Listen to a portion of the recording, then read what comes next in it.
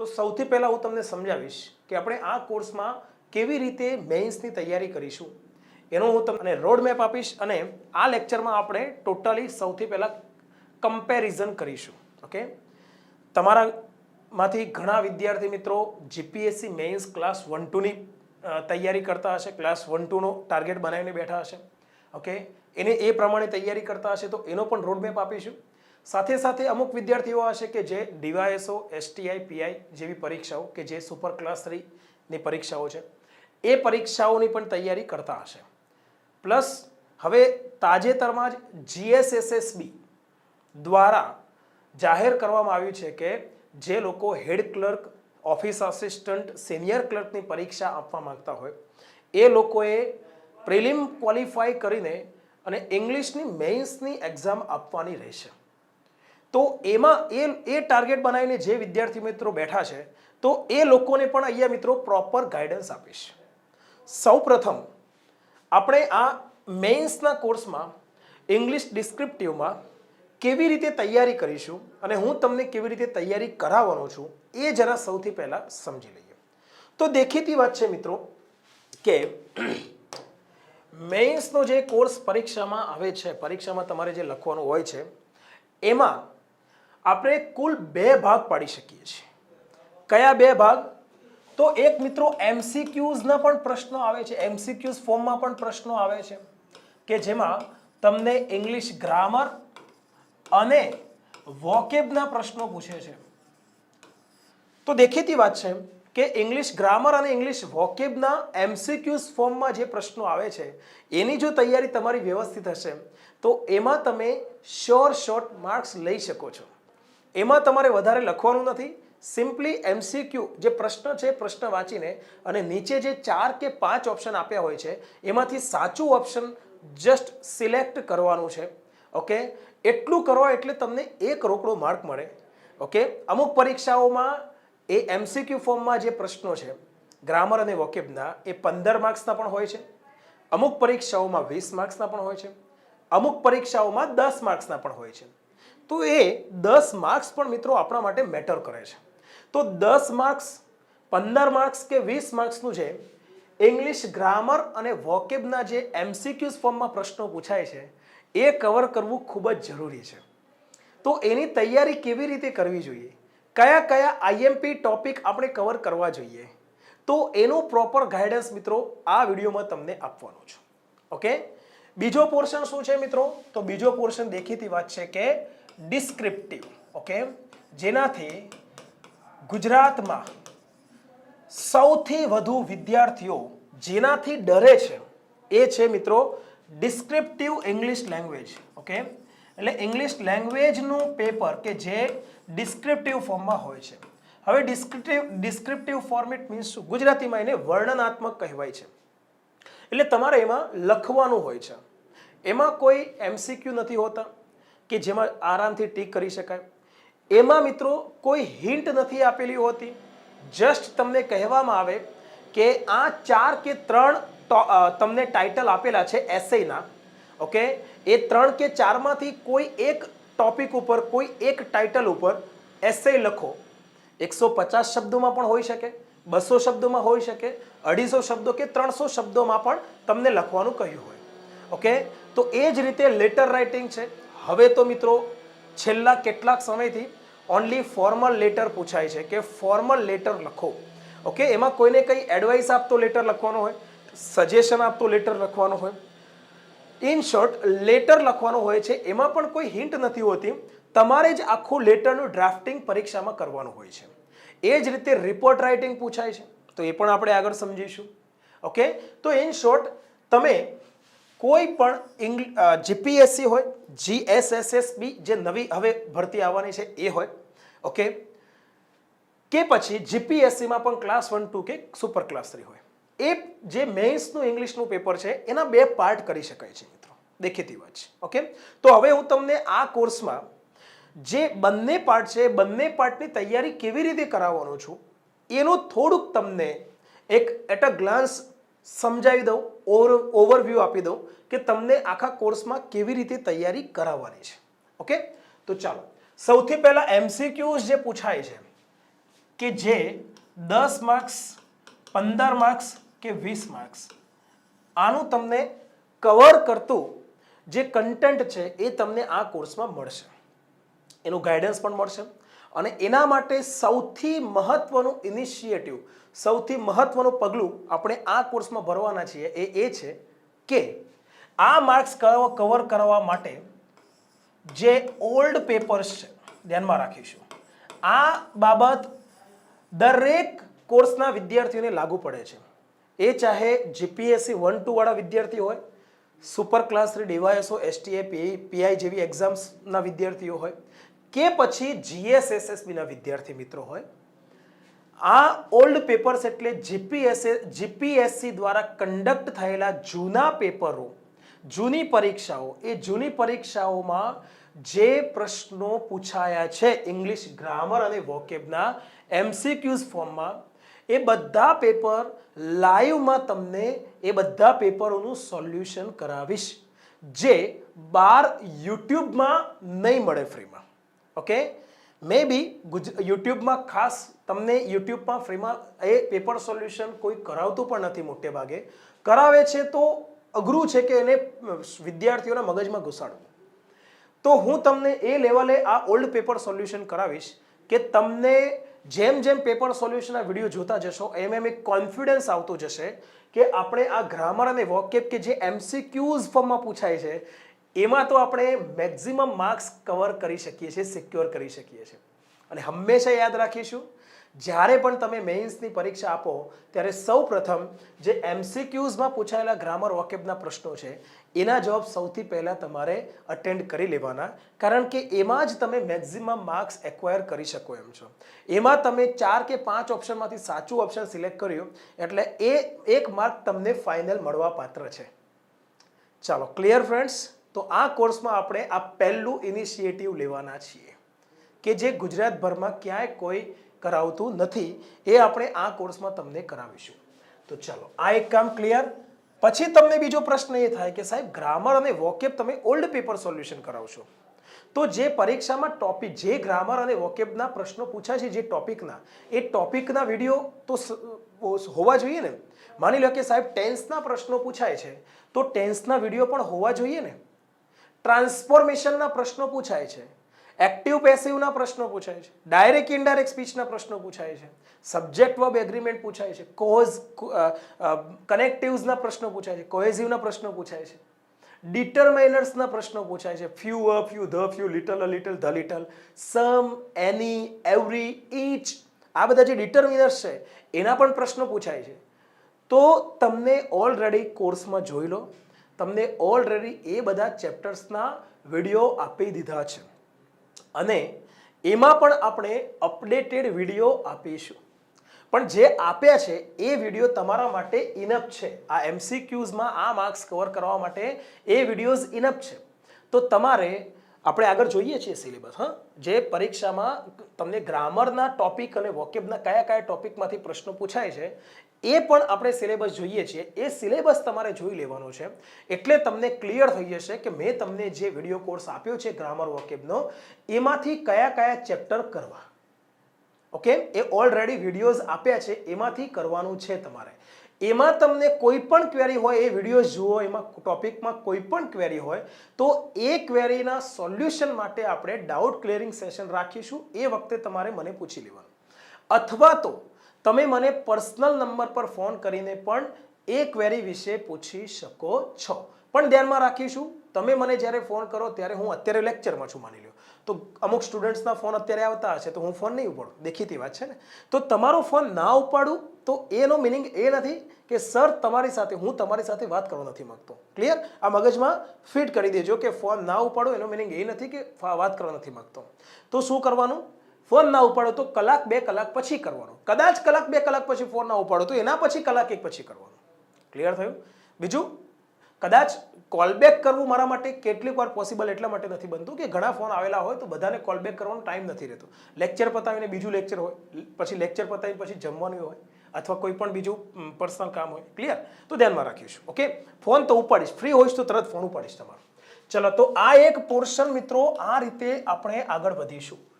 તમારે ગ્રામર વોકેબના જે ટોપિક આપ્યા છે એ ટોપિક ક્લિયર કરી લેવાના છે અને ઓલ્ડ પેપર સોલ્યુશનના વિડીયો હવે લેટેસ્ટ આવશે, લાઈવમાં આવશે. ઓકે, તો હું જે પ્રમાણે કરાવું છું તમને એ પ્રમાણે ડિસિપ્લિનથી એક પણ લેક્ચર મિસ કર્યા વગર જો તમે કરશો તૈયારી તો મિત્રો જીપીએસસી મેઇન્સમાં ઇંગ્લિશમાં મેક્ઝિમમ આઉટપુટ તમે લઈ શકશો, એ મારા તરફથી તમને ગેરંટી છે.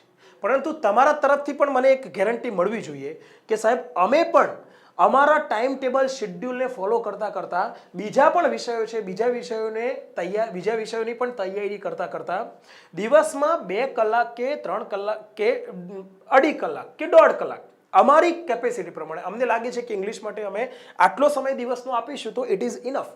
ઓકે, તો પછી એ પ્રમાણે તમે શેડ્યુલ ગોઠવીને અને ઇંગ્લિશ માટે સમય આપીશું જ ગમે તે રીતે. તમે જેટલું કરાવશો એટલું અમે કરતા રહીશું. હવે મારા લાઈવ લેક્ચર રેગ્યુલર આવશે એટલે ધ્યાનમાં રાખીશું, તમારે એની સાથે પહોંચવાનું છે. માની લો કે ઘણા વિદ્યાર્થીઓ એવા છે કે જે થોડાક લેટ જોડાયા હશે, 15, 20 દિવસ 25 દિવસ પછી જોડાયા છે, લાઈવ બેચ શરૂ થઈ ગયા પછી, તો પછી એ લોકોએ જે લેક્ચર આગળ લાઈવ લેવાઈ ગયા છે એ લાઈવ લેક્ચર એ લોકોને રેકોર્ડેડ ફોર્મમાં કોર્સમાં મળવાના છે કન્ટેન્ટમાં. ઓકે, તો પછી એ લોકોએ એ લેક્ચર પહેલા સ્ટેપ બાય સ્ટેપ જોવાના છે. ડાયરેક્ટ સીધું લાઈવ ફોર્મમાં જમ્પ નથી મારવાનું, લાઈવ લેક્ચરમાં જમ્પ નથી મારવાનું. 15-20 દિવસ પછી લેક્ચર હશે તો એ કદાચ 10 મૂકે, 15 મૂકે, 20મું લેક્ચર હોઈ શકે છે. તો ડાયરેક્ટ એ લેક્ચરમાં જમ્પ નથી મારવાનું, તમારે સ્ટેપ બાય સ્ટેપ એક પગથિયું ભરવાનું છે. આ ધ્યાનમાં લઈ લેજો. ઓકે, ચલો હવે second thing, descriptive English language. Descriptive English લેંગ્વેજમાં તમને બધાને ખબર છે કે એસે રાઇટિંગ પૂછે છે, ફોર્મલ લેટર પૂછે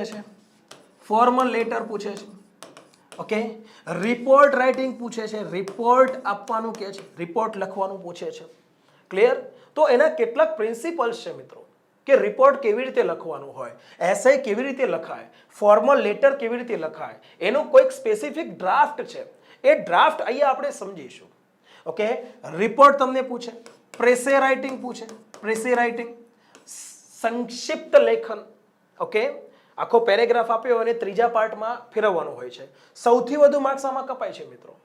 આખો પેરેગ્રાફ આપ્યો હોય છે એમાંથી જ તમારે સમરી લખવાની હોય છે, એનું પ્રેસી લખવાનું હોય છે, તેમ છતાં માર્ક્સ કપાય છે.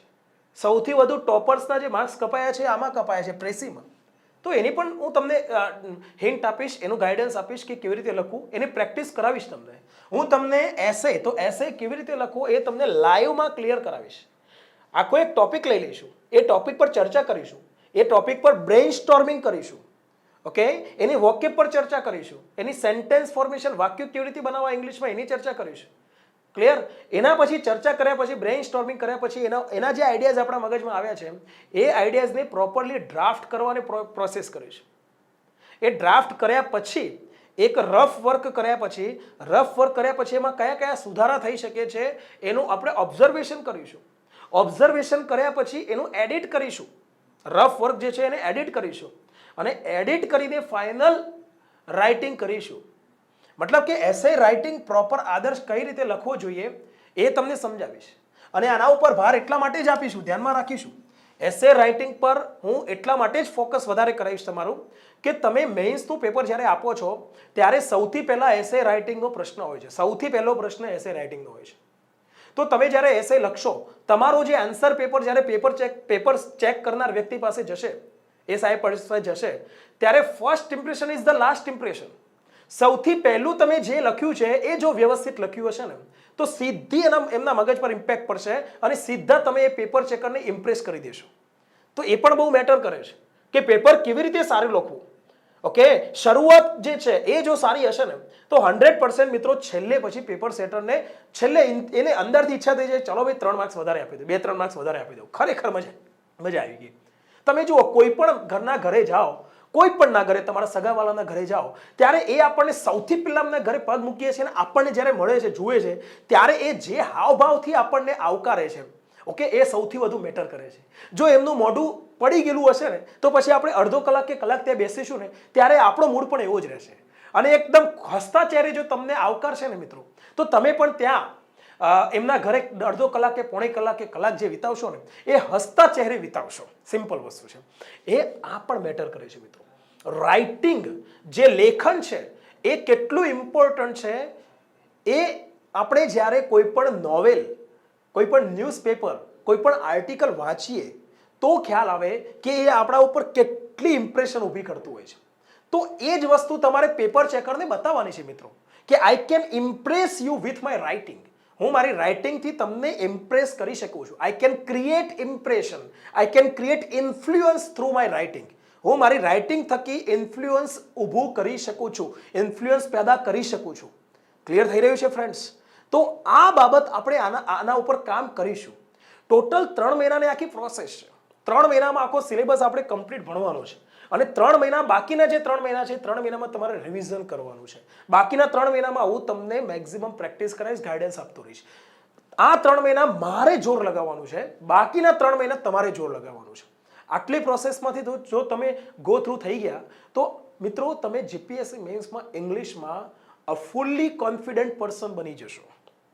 Okay, no one will be able to break your confidence. Okay, તો પ્રેસે રાઇટિંગ છે. પછી ફોર્મલ સ્પીચ લખવાની પણ આ લોકો ફોર્મલ સ્પીચનો પણ પ્રશ્ન પૂછાય છે કે ભાઈ ફોર્મલ સ્પીચ લખો. ઓકે, માની લો કે તમારે એક પ્રોગ્રામ છે, ઇન્ડિપેન્ડન્સ ડેનો પ્રોગ્રામ છે, રાઈટ?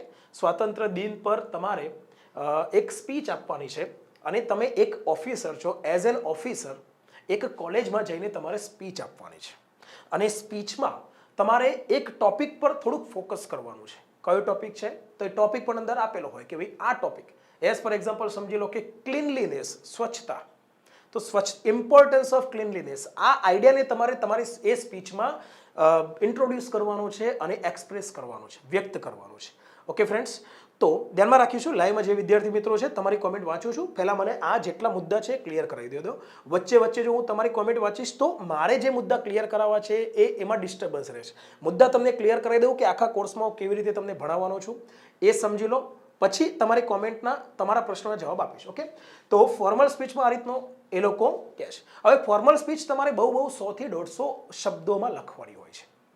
એ જે ફોર્મલ સ્પીચ છે એમાં શરૂઆતમાં એડ્રેસ કરવાનું, સંબોધન કરવાનું, કે ત્યાં જે આવ્યા છે ગેસ્ટ આવ્યા હોય, ચીફ ગેસ્ટ પણ હોઈ શકે છે, રાઈટ?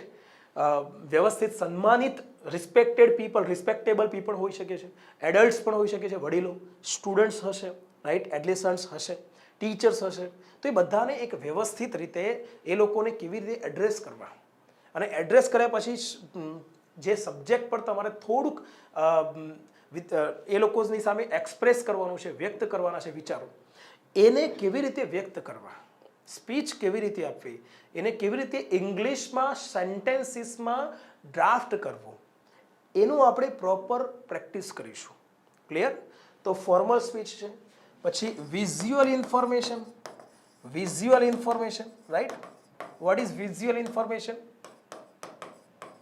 તો તમને એક બાર ગ્રાફ, ઓકે, અથવા ટેબ્યુલર ગ્રાફ આપેલો હોય કે જેમાં કોઈ એક પ્રોજેક્ટ બાબતે માની લો કે એક પ્રોજેક્ટની માહિતી હોય. ઓકે, એઝ ફોર એક્ઝામ્પલ સમજી લો કે ભારત અત્યારે, India has been the largest country in population in the world. આખા વર્લ્ડમાં ઇન્ડિયા જે છે એ પોપ્યુલેશનમાં વસ્તીની દ્રષ્ટિએ સૌથી મોટો દેશ બની ગયો છે.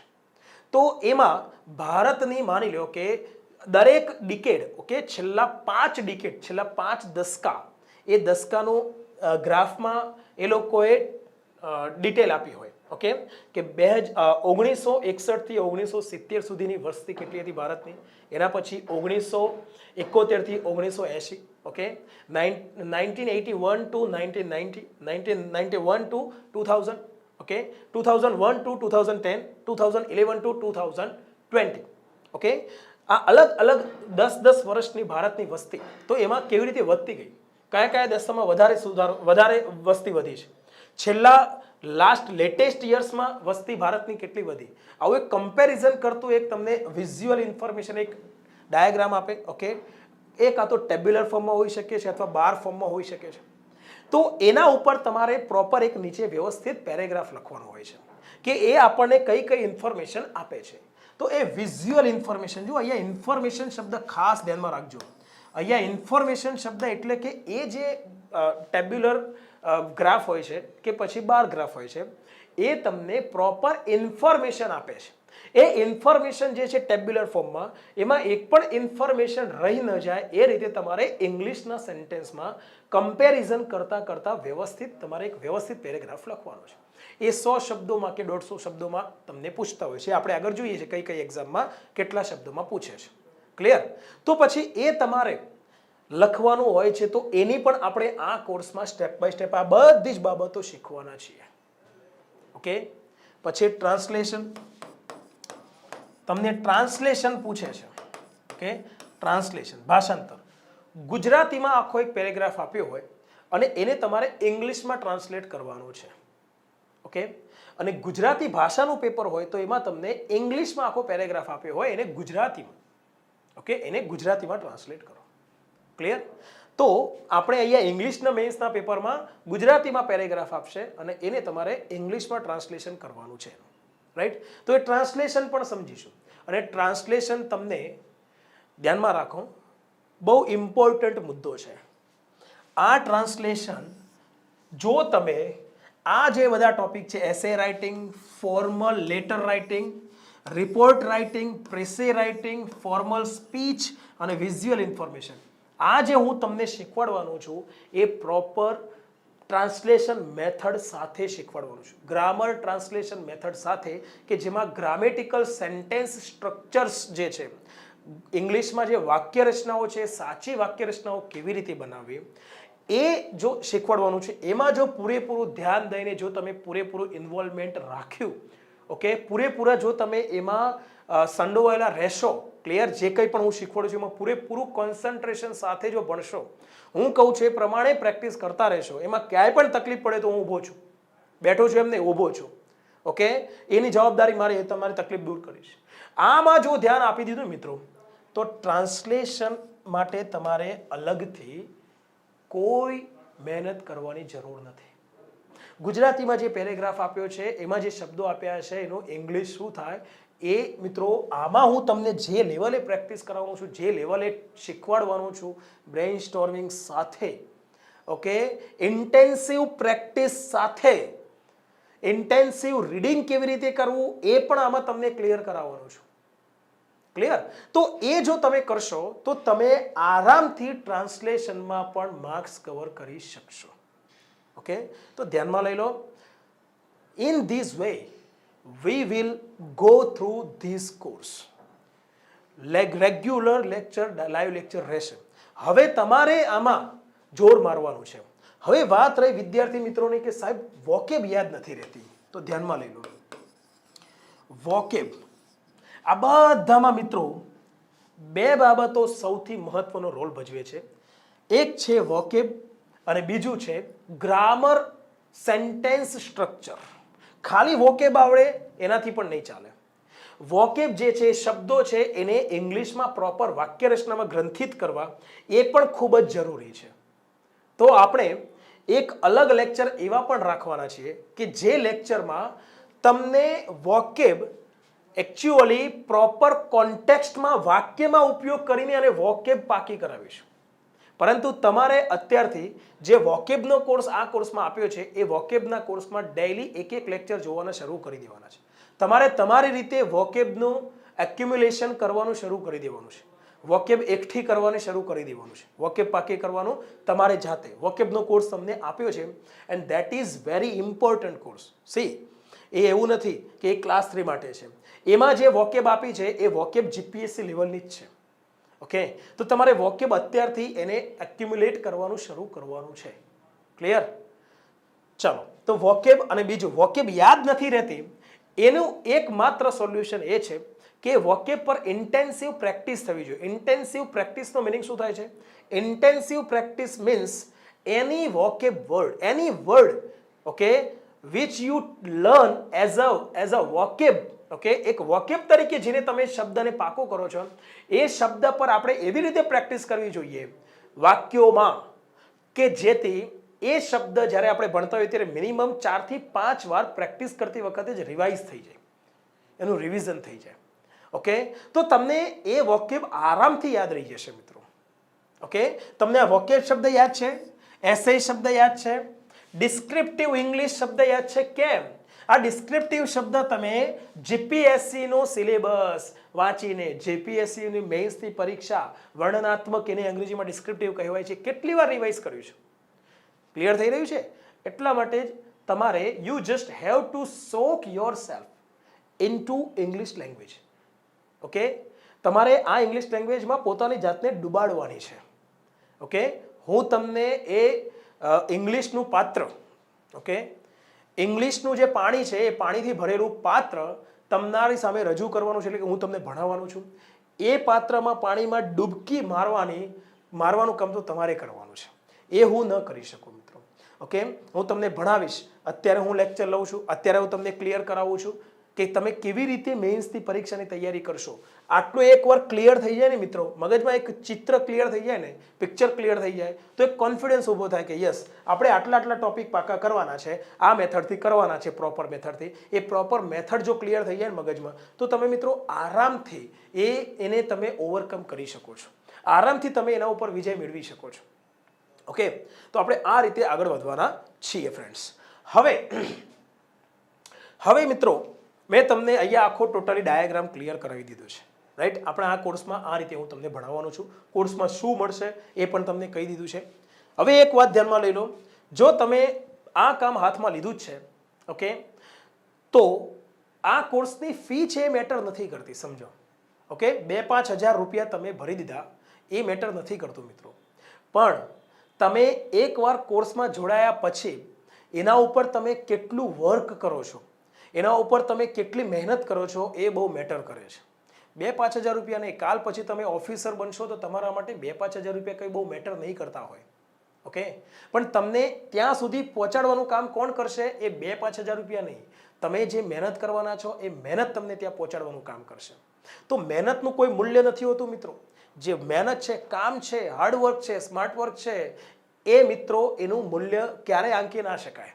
હું તમને અત્યારે આટલી મહેનત કરાવીશ તો એનું કોઈ મૂલ્ય નથી મિત્રો. તમે 2-5 હજાર રૂપિયા આપીને એનું કોઈ મૂલ્ય નથી કાઢતા. ક્લિયર થયું? ઘણા લોકો ગુજરાતમાં ઘણા લોકો કહેવાવાળા મળ્યા છે કે સાહેબ તમે જે લેવલે આપો છો ને જે ફીમાં આપો છો એ કંઈ જ નથી. ઓકે, તો એનો મિનિંગ શું થયું? એનો મિનિંગ એ નથી, એનો મિનિંગ હું એમ નથી કહેતો એમને કે ઓકે બરાબર છે તો ચાલો હું ફી એની 10-15 હજાર રૂપિયા કરી દઉં. નહીં, જે વ્યવહારિક રીતે ચાલતું હોય કે ભાઈ આ એક વ્યવહાર ચલાવવા માટેનું માધ્યમ છે ફી લેવું. ઓકે, બટ સૌથી વધુ મેટર કરે છે કે તમે જોડાયા પછી આનો કેટલો ભરપૂર ફાયદો ઉઠાવો છો, અને તમે જોડાવો છો એના પછી હું તમને જે ભણાવું છું એ કેટલા લેવલે ભણાવવું જોઈએ, મારે કેટલી મહેનત કરવાની છે, એ મારી જવાબદારી બને છે, મારી રિસ્પોન્સિબિલિટી પ્રમાણે હું તમને ભણાવું છું, એ મેટર કરે છે. That is the value, that is the ethics. Clear friends? હવે જુઓ, બેન્જામિન ફ્રેન્કલિનનું આ જે એક વાક્ય છે એને આપણે એક મોટિવેશનની દ્રષ્ટિએ ધ્યાનમાં રાખીશું. ઓકે, આ એક વાક્ય આપણે પાકું કરી લેવાનું છે. આવા તો ઘણા બધા સેન્ટેન્સીસ, ઘણા બધા સેઇંગ્સ, એ લોકોનો જે સ્ટેટમેન્ટ્સ છે, ઓકે, એ સ્ટેટમેન્ટ્સ આપણે પાકા કરવાના છે એસે રાઇટિંગ માટે. પણ આ બહુ ઇમ્પોર્ટન્ટ છે.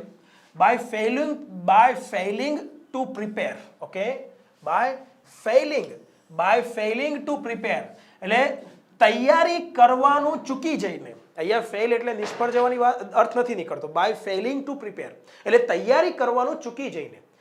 એઝ ફોર એક્ઝામ્પલ સમજો કે ગઈકાલે હું મારા મિત્રને ના મળી શક્યો, તો એના માટે આપણે વાક્ય એ રીતનું પણ બોલી શકીએ છીએ કે I failed to meet my friend. Okay, I failed to meet my friend. હું મારા મિત્રને મળવાનું ચૂકી ગયો, એટલે મારા મિત્રને મળવામાં હું ફેલ રહ્યો, એટલે કે કોઈ કારણોસર. તો ત્યાં ફેલ એટલે પરીક્ષામાં ફેલ થયા એ અર્થ નથી. તો બાય ફેઇલિંગ ટુ પ્રિપેર એટલે તૈયારી કરવામાં ચૂકીને. ઓકે, કોઈ પણ ક્રિયા કરીને તો બાય પ્લસ આઈએનજી. ઓકે, તમને મદદ કરીને તો by helping you. This is one type of phrase. આ એક ફ્રેઝ છે. તો આ એક ધ્યાનમાં રાખો. તમે જ્યારે કંઈ પણ લખતા હો, એસે, રિપોર્ટ, કંઈ પણ, તો જ્યારે તમે કોઈ પણ ક્રિયા કરીને આવો અર્થ દર્શાવશો ત્યારે તમે બાય પ્લસ આઈએનજી નો પ્રયોગ કરશો. ઓકે, હવે તમારું સેન્ટેન્સ સ્ટ્રક્ચર શરૂ થઈ ગયું છે મિત્રો.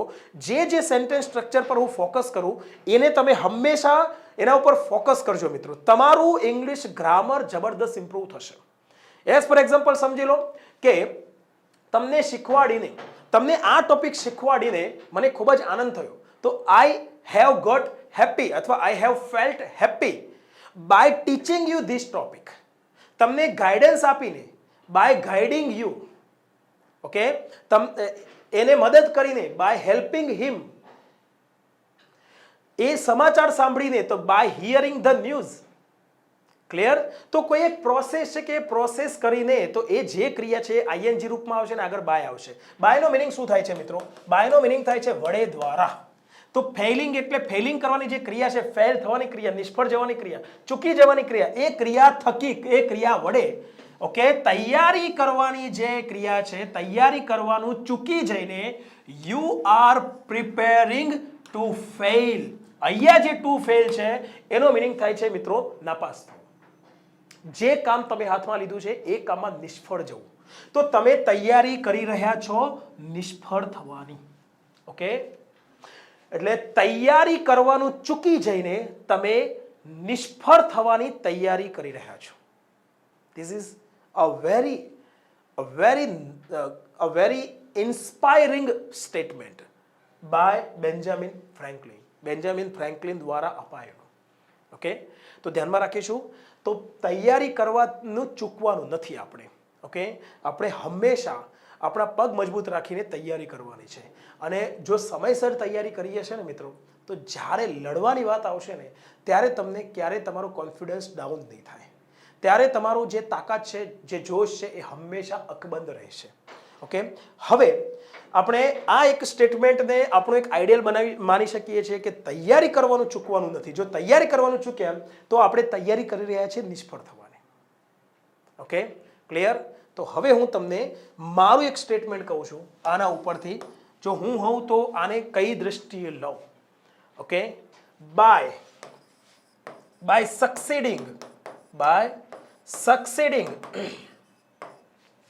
in preparing, okay, by succeeding in preparing, તૈયારી કરવામાં સફળ થઈને, ઓકે, તૈયારી કરવામાં સફળ થઈને, you are preparing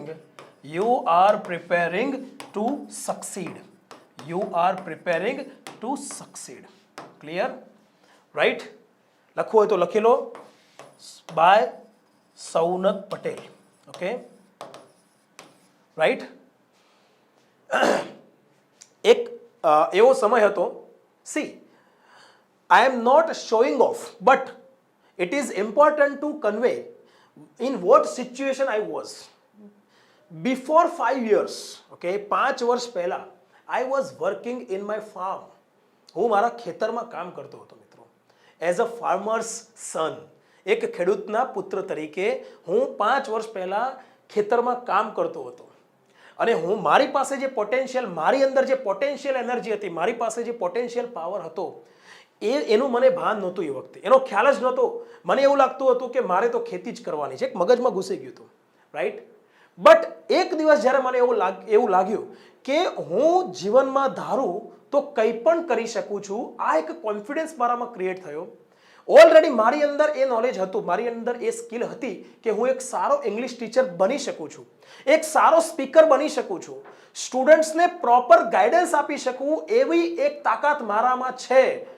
એક નહીં, હજારો લાખો વિદ્યાર્થીઓને એક મનોબળ આપી શકું, એક મેન્ટલ એબિલિટી ક્રિએટ કરી શકું સ્ટુડન્ટ્સમાં. અને સ્ટુડન્ટ્સની અંદર જે એક પોટેન્શિયલ એનર્જી રહેલી છે, જે સુષુપ્ત શક્તિ રહેલી છે, એ સુષુપ્ત શક્તિને હું જાગૃત કરી શકું છું. I can arouse that potential energy from any student in the world. આ જ્યારે મને એક ફીલ થયું, આ જ્યારે મારે પોતાની જાતને લાગ્યું, ત્યારે મિત્રો એ ખેતરમાં એ જ દિવસે મેં મારા હાથમાં જે પાવડો હતો એ પાવડો છોડ્યો.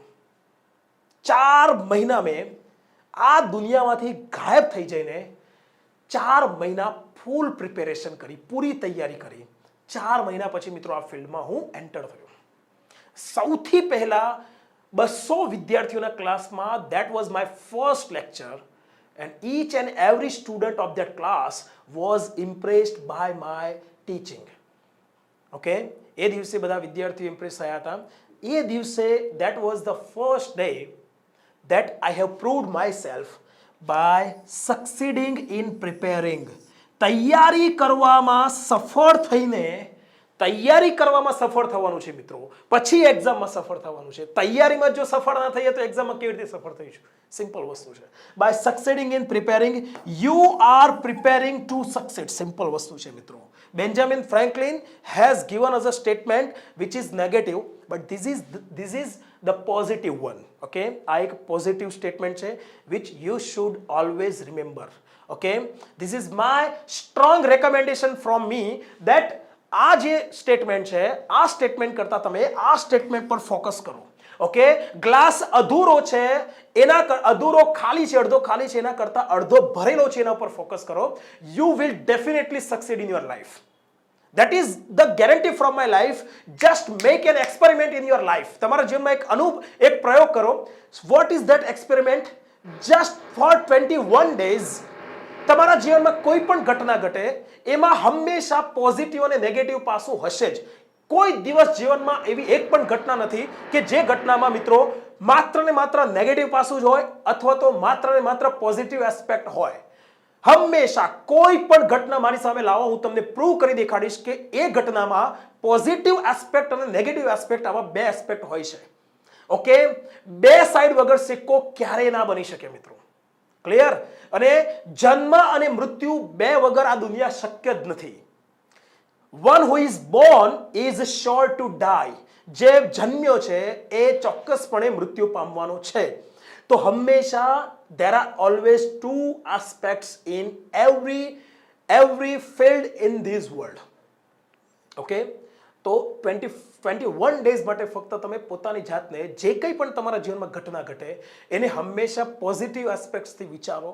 તો મિત્રો તમે ડેફિનેટલી જીવનમાં સફળ થશો. જીવનમાં આ એક વાત ધ્યાનમાં રાખવાની છે, ક્યાંય પણ મિત્રો no doubt to complain about anything that is going to harm us, that is going to make a loss to us, that is natural and that should be done. Complain કરવું એ જરૂરી છે, but only focusing on that complaint is not good. It is very bad. Okay, complain કરી દીધી, એનું solution મળી ગયું, એના પછી એ કમ્પ્લેન વિશે ફરીથી ક્યારેય નહીં વિચારવાનું. ઓકે ફ્રેન્ડ્સ, ચાલો તો હવે આપણે આગળ વધીશું. હવે આપણે પ્રોપર ગાઈડન્સ સમજીશું. જુઓ મિત્રો, ઉપરનું જે માળખું છે એ મિત્રો જીપીએસસી મેઇન્સ ક્લાસ 1-2 નું છે. ઇંગ્લિશમાં જે પ્રશ્નો પૂછાય છે, રાઈટ, ઇંગ્લિશનું જે પેપર છે ડિસ્ક્રિપ્ટિવ એક્ઝામિનેશન, એમાં ક્લાસ 1-2, ઓકે, આ ઉપર જે છે એ ક્લાસ 1-2 ની પરીક્ષા માટે હશે. અમુક વિદ્યાર્થીઓ ક્લાસ 1-2 અધિકારીની તૈયારી કરતા હોય તો એ વિદ્યાર્થીઓ માટે આ માળખું છે. અને ડીવાયએસઓ, એસટીઆઈ, પીઆઈ, ઓકે, હવે જીએસએસએસબી પણ એમાં ઇન્ક્લુડ થઈ ગયું છે. આ બધું જે છે એ મિત્રો 100 માર્ક્સનું પેપર ધરાવતું ડિસ્ક્રિપ્ટિવ ઇંગ્લિશનું પેપર હશે આમાં. તો આ ડિફરન્સ જરા ધ્યાનમાં લઈ લેજો. બંનેઓમાં ટાઈમિંગ તો મિત્રો 3-3 કલાકના હોય છે. બંનેઓમાં લેખન કાર્ય, રાઇટિંગ પ્રોસેસ, ઓકે, વર્ડ લિમિટેશન્સમાં બહુ ઝાઝો તફાવત નથી.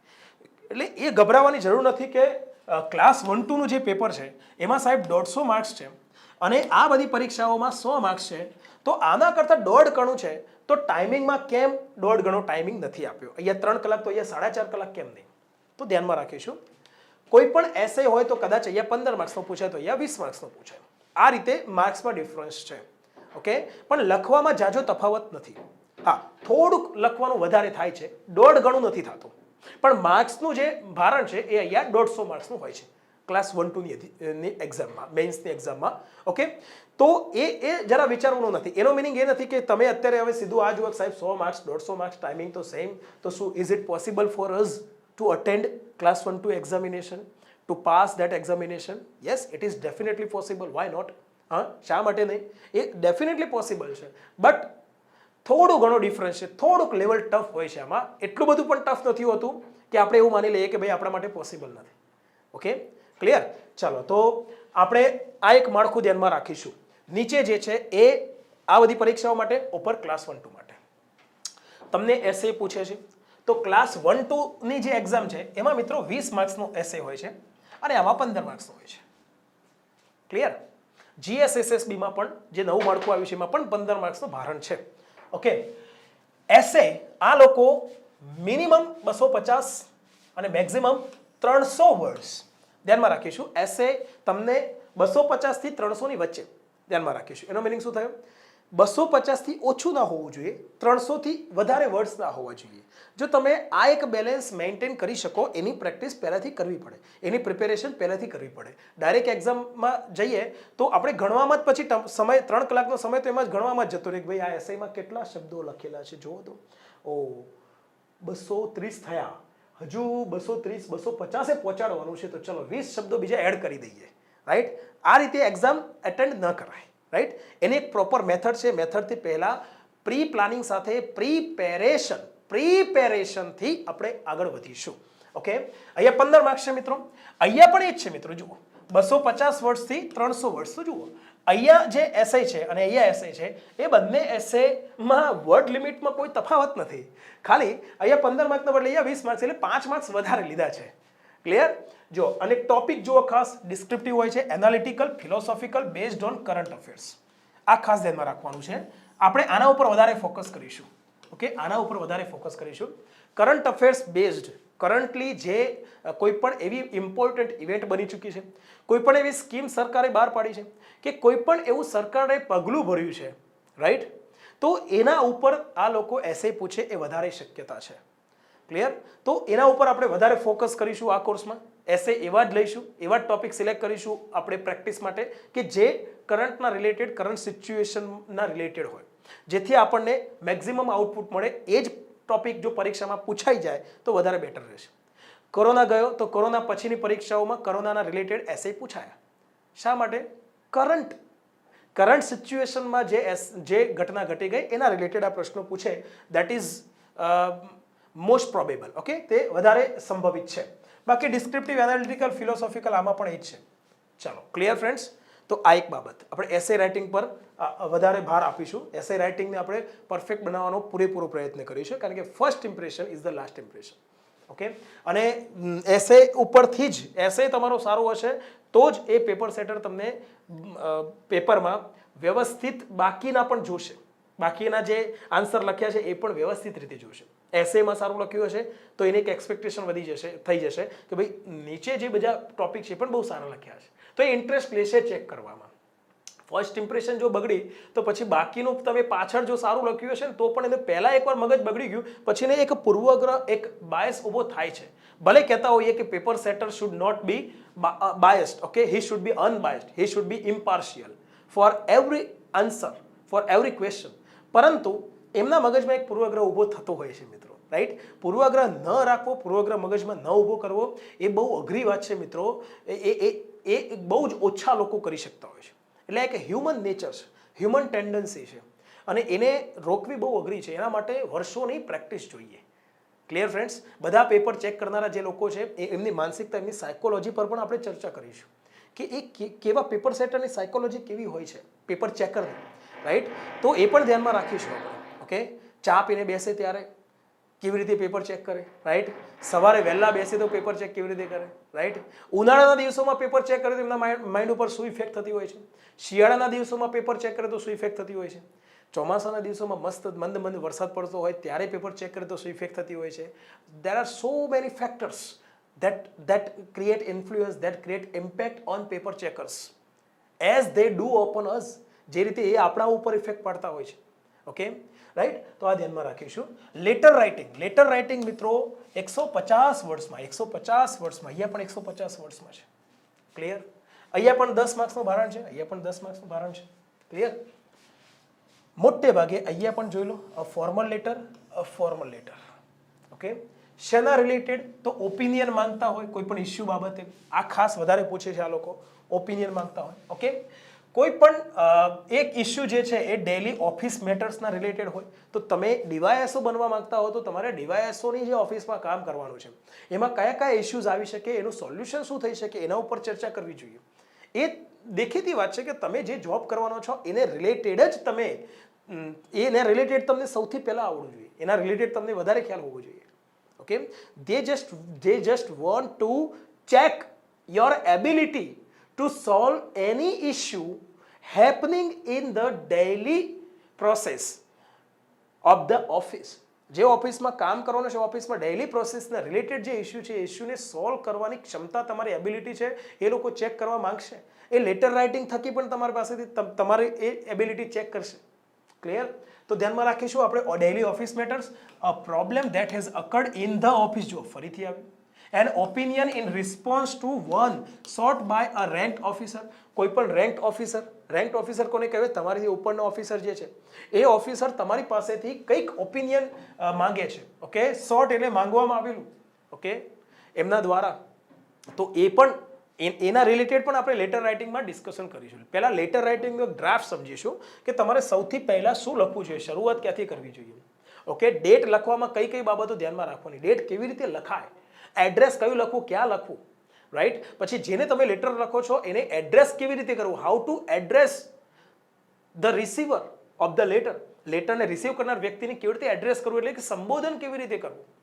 Okay, how to take him in vocative case, સંબોધન વિભક્તિમાં કેવી રીતે લેવાય એમને. લાસ્ટમાં કન્ક્લુઝન કેવી રીતે કરવું, રિગાર્ડ્સ કેવી રીતે આપવા. ઓકે, તો એની ચર્ચા કરીશું. લેટર બોડીમાં કયા મુદ્દા કેવી રીતે ડ્રાફ્ટ કરવા, તો એની આપણે ડિસ્કશન કરીશું, પ્રેક્ટિસ કરીશું. Not only discussion but also intensive practice વ્યવસ્થિત કરીશું, સ્ટેપ બાય સ્ટેપ. ઓકે, આના પછીના લેક્ચરમાં સીધો આપણે વિષય વસ્તુ જ શરૂ કરીશું, કન્ટેન્ટ જ ભણવાનું શરૂ કરીશું. અને તમે જોજો સ્ટેપ બાય સ્ટેપ કેવી રીતે તમને વોકેબ તમારી ઇમ્પ્રૂવ થાય છે. ઓકે, રેન્ક્ડ એટલે રેન્ક, સારા રેન્કવાળા ઓફિસર, તો રેન્ક્ડ ઓફિસર કહેવાય, રેન્ક્ડ ઓફિસર, સારા રેન્કવાળા. ઓકે, ચાલો, અહીંયા પણ એ જ વસ્તુ છે મિત્રો, સેમ, રાઈટ. રિસન્ટ કન્સર્ન, તાત્કાલિક થયેલી જે કન્સર્ન, જે ચિંતા ઊભી થઈ છે. કન્સર્નનો મિનિંગ શું થાય છે? કન્સર્નનો મિનિંગ થાય છે કે ભાઈ કોઈક ઇશ્યુ બન્યો છે, that is called concern. Okay, તો જે રેન્ક ઓફિસર છે એની કન્સર્ન હશે જ, એની ચિંતા હશે. ઓકે, તો એની પણ આપણે વ્યવસ્થિત પ્રેક્ટિસ કરીશું. એના પછી મિત્રો આટલું ક્લિયર. ક્લાસ 1, 2 અને સુપર ક્લાસ 3 બંનેમાં લેટર રાઇટિંગનું જે ભારણ છે માર્ક્સનું, એ વેઇટેજ સેમ જ છે. ઓકે, એના પછી મિત્રો પ્રેસ રિલીઝ. યસ, આપણે આગળ ચર્ચા નથી કરી, અત્યારે સમજાવી દઉં છું. પ્રેસ રિલીઝ એ પણ મિત્રો 150 વર્ડ્સમાં લખવાનું હોય છે. The PR or appeal should be on an issue pertaining to a recent concern, problem, disaster, rumors. તમારે ન્યૂઝપેપરમાં એક પ્રેસ રિલીઝ છપાવવી છે. ન્યૂઝપેપરવાળાને ઇન્ડિયન એક્સપ્રેસમાં, દિવ્ય ભાસ્કરમાં, ગુજરાત સમાચારમાં, સંદેશમાં, ધ હિન્દુમાં. તો એ લોકોને સંબોધિત કરીને અને તમારે એક પ્રેસ રિલીઝ છપાવવી છે કે ભાઈ આ એક ઇસ્યુ છે. ઓકે, અમારા એરિયામાં આ એક ઇસ્યુ છે, રાઈટ.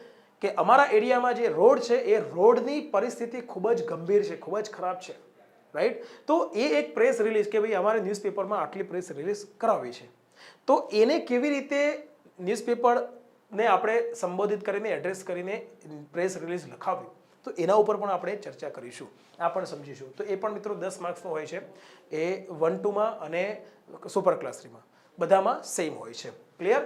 પછી રિપોર્ટ રાઇટિંગ. ઓકે, ન્યૂઝપેપરમાં રિપોર્ટ આવતા હોય છે ને, કોઈ પણ ઘટના ઘટી હોય, કોઈ પણ ઇવેન્ટ થઈ હોય. ઓકે, અથવા તમારી ઓફિસમાં જ માની લો કે તમારી ઓફિસ દ્વારા ઓફિસરો દ્વારા કંઈક એવો કેમ્પેઇન ચલાવવામાં આવ્યો છે અઠવાડિયા સુધી, કે જે કેમ્પેઇન એન્વાયરમેન્ટના રિલેટેડ છે, કે પર્યાવરણને બચાવવા માટે. ઓકે, તો એ કેમ્પેઇન જે અઠવાડિયું ચાલુ, એ કેમ્પેઇન વિશે તમારે રિપોર્ટ લખવાનો હોય, તો ન્યૂઝપેપરમાં જે રીતે રિપોર્ટ આવતો હોય છે એ રીતે લખવાનું હોય છે. તો રિપોર્ટમાં મિત્રો સૌથી પહેલાં ટાઇટલ આપવું એ બહુ ઇમ્પોર્ટન્ટ છે. ટાઇટલ જે રિપોર્ટનું છે એમાં આર્ટિકલનો પ્રયોગ નથી થતો, તો આ ધ્યાનમાં રાખીશું. બીજું, ટાઇટલમાં આપણે જે દરેક વર્ડ છે એ દરેક વર્ડનો પહેલો લેટર છે એ કેપિટલમાં લખવો કે પછી કયો કેપિટલમાં લખવો, કયો સ્મોલ લેટરમાં લખવો, એ મુદ્દો પણ બહુ જરૂરી છે. એ પણ ધ્યાનમાં રાખો તો જે પેપર ચેકર છે એને તરત આઈડિયા આવશે. કારણ કે પેપર ચેકર છે ને મિત્રો, એ જ્યારે પેપર ચેક કરતા હોય ને ત્યારે એ લોકોને પણ કેટલાક રૂલ્સ એન્ડ રેગ્યુલેશન શીખવાડવામાં આવે છે કે તમે પેપર ચેક કરો ત્યારે આટલી બાબતો તો ચેક કરવાની. રિપોર્ટ ચેક કરો ત્યારે રિપોર્ટમાં પહેલાં ટાઇટલ ચેક કરી જ લેવાનું. ટાઇટલમાં કેવી રીતે એને ટાઇટલ આપ્યું છે, ટાઇટલમાં એને આર્ટિકલનો પ્રયોગ કર્યો છે, એ એન્ડ ધ આર્ટિકલનો પ્રયોગ કર્યો છે. પ્રયોગ કર્યો હોય તો ઉડાડી જ દેવાનો, 1 માર્ક ઉડાડી જ દેવાનો એનો. તો આ એક બહુ મહત્વની બાબત છે જે મેટર કરે છે મિત્રો. તમે ખાસ જોઈ લેજો ન્યૂઝપેપરના બધા ટાઇટલમાં જોજો, ઓલમોસ્ટ આર્ટિકલનો પ્રયોગ નહીં થાય. શા માટે? તો that title should be as shortened as possible. જેટલું બને એટલું ટૂંકું થયેલું હોવું જોઈએ ટાઇટલ. તો આ એક બહુ મહત્વનો મુદ્દો છે મિત્રો, રાઈટ. ટાઇટલ શોર્ટ હોવું જોઈએ અને એ ટાઇટલ ઇફેક્ટ ઊભી કરે એવું હોવું જોઈએ. તો તમે એ એન ધ આર્ટિકલનો પ્રયોગ ના કરો તો ચાલી જાય. એનો વિશેષ એટલો બધો એનો અર્થ દર્શાવવાની જરૂર નથી. ક્લિયર થાય છે? એઝ ફોર એક્ઝામ્પલ સમજી લો કે robot goes to court. Robot goes to court. Robot કોર્ટમાં ગયો ગઈકાલે. રોબોટને કોર્ટમાં બોલાવવામાં આવ્યો, એને એક ગુનો કર્યો હતો.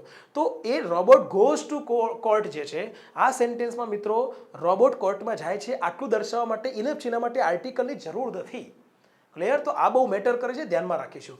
રિપોર્ટ રાઇટિંગમાં બીજું કે રિપોર્ટ રાઇટિંગમાં ડેટ, ઓકે, ડેટ કઈ તારીખે ઘટના ઘટી અને પ્લેસ કઈ જગ્યાએ આ ઇવેન્ટ થઈ, આ બંને વસ્તુ ઉપર દર્શાવવી જરૂરી હોય છે. તો પેપર ચેકર એ પણ સૌથી પહેલાં ચેક કરશે ટાઇટલ પછી સીધું એ ચેક કરશે કે તમે ડેટ અને સ્થળ બતાવ્યું છે કે નહીં. ક્લિયર? પછી અમુક રિપોર્ટમાં કયા ન્યૂઝપેપરમાં આ રિપોર્ટ લખાયો છે, ઓકે, તો એ ન્યૂઝપેપરનું નામ, કયા જર્નાલિસ્ટે રિપોર્ટ આપ્યો છે તો એ જર્નાલિસ્ટનું નામ શોર્ટમાં, તો એ જ દર્શાવવું જરૂરી છે.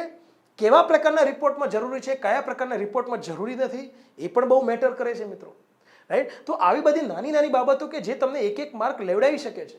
અને આ જ રીતે ધીરે ધીરે ટીપે ટીપે સરોવર ભરાય એ રીતે એક એક માર્ક કરીને મેરિટ બને. ક્લિયર થયું? તો એ આપણે સમજીશું આમાં. તો રિપોર્ટ રાઇટિંગમાં જો ડિફરન્સ છે, રિપોર્ટ રાઇટિંગ અહીંયા જો તફાવત કેટલો છે મિત્રો, 150 વર્ડ્સમાં લખવાનું હોય છે, એમાં 200 વર્ડ્સ વધારે, માર્ક્સ ઓછા.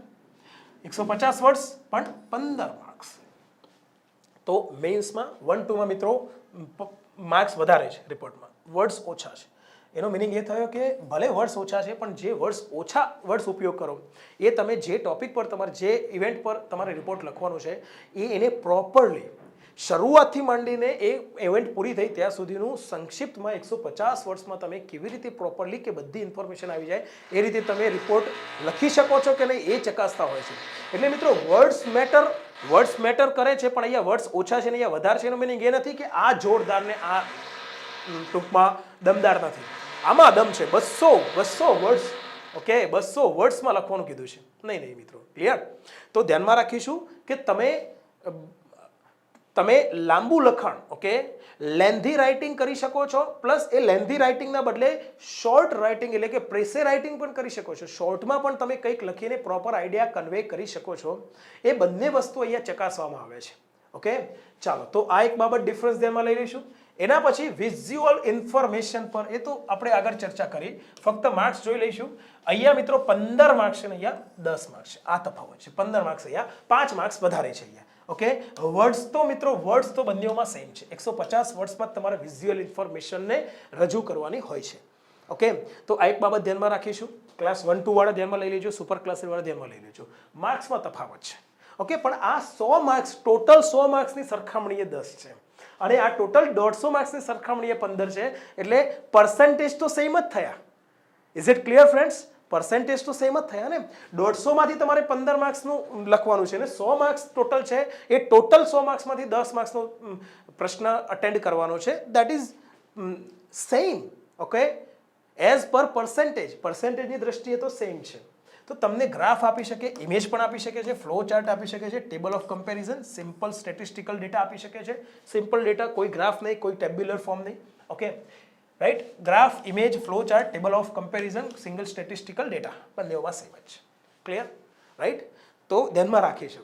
જો તમારી ઇંગ્લિશ લેંગ્વેજ મજબૂત થઈ ગઈ ને, તમે ઇંગ્લિશમાં કન્વે કરતા થઈ શકો, જો ઇંગ્લિશમાં વ્યવસ્થિત સેન્ટેન્સ પેટર્ન સાથે, સાચી વાક્યરચના સાથે જો તમે લખતા થઈ ગયા ને, તમારી વોકેબ ઇમ્પ્રૂવ થઈ ગઈ ને મિત્રો, તો આ બધી પરીક્ષાઓ તમારા માટે ઇઝી બનશે. અને એના માટે તમારે સમયનો ભોગ આપવો પડશે, તમારી માઇન્ડ એનર્જીનો ભોગ આપવો પડશે. ઓકે, ત્યારે જઈને તમને આ પરિણામ મળશે. અને હું તમને એક વાતની શ્યોરિટી આપી શકું છું કે આ લેવલની તૈયારી જે આપણે અહીંયા કરીએ છીએ એનાથી તમારી ડેઇલી લાઈફમાં, તમારી ઓફિશિયલ લાઈફમાં તમારું ઇંગ્લિશ એ લેવલનું ઇમ્પ્રૂવ થશે કે એ તમને ગમે તે જશો તમે કોઈ પણ વ્યક્તિને ઇમ્પ્રેસ કરી શકશો. ઓકે, જેનાથી તમારો કોન્ફિડન્સ ડેઇલી લાઈફ કન્વર્ઝેશનમાં, લોકો સાથેના કમ્યુનિકેશનમાં તમારો કોન્ફિડન્સ કંઈક અલગ લેવલનું હશે, કંઈક હટકે હશે. Okay, it is sure to happen. એ થવાનું જ છે, ધ્યાનમાં રાખીશું. એના પછી મિત્રો ફોર્મલ સ્પીચ જો બંનેઓમાં 150 વર્ડ્સ ડિફરન્સ એટલો જ છે મિત્રો. ડિફરન્સ શું છે કે અહીંયા 10 માર્ક્સ છે, અહીંયા 15 માર્ક્સ છે, પણ જે પહેલા વાત કરી એ પ્રમાણે જ ફોર્મલ સ્પીચ પણ કેવી રીતે પ્રોપર ઇફેક્ટિવ બનાવવી એ બહુ જરૂરી છે. અને ફોર્મલ સ્પીચમાં સૌથી પહેલા સંબોધન જો તમે વ્યવસ્થિત ના આપ્યું, ઓકે, જે કંઈ પણ ઇવેન્ટ છે, પ્રોગ્રામ છે, પ્રોગ્રામમાં તમે સ્પીચ આપવાના છો, એ સ્પીચમાં જે શરૂઆતમાં જે લોકો આવેલા છે પ્રોગ્રામમાં, જે ઓડિયન્સ છે, એ ઓડિયન્સ મિત્રો સિમ્પલ કોમન પર્સનથી માંડીને ચીફ ગેસ્ટ, મુખ્ય મહેમાન સુધીના દરેકને આવરી લઈને સંબોધન કરવું એ સૌથી પહેલું એક ડ્રાફ્ટ છે. એ તો તમારે મગજમાં ફિટ કરી દેવાનું છે. કોઈ પણ ફોર્મલ સ્પીચ હશે, હું તમને ડ્રાફ્ટ કરાવું એટલો ડ્રાફ્ટ તમારે આઈડિયલ ડ્રાફ્ટ ધ્યાનમાં લઈ લેવાનો. એ કરશો એટલે તમને 2 માર્ક્સ તો પાકા છે. 10માંથી 2 માર્ક્સ, 15માંથી 3 માર્ક્સ. એ ટોટલ 150 વર્ડ છે. એમાંથી એ જે એડ્રેસ છે એ એડ્રેસ મિત્રો 15થી 20 વર્ડ્સમાં હશે. And that will gain you at least 2 to 3 marks. Okay, એ તમને 2 થી 3 માર્ક્સ તમને ગેઇન કરી આપશે, મેળવી આપશે.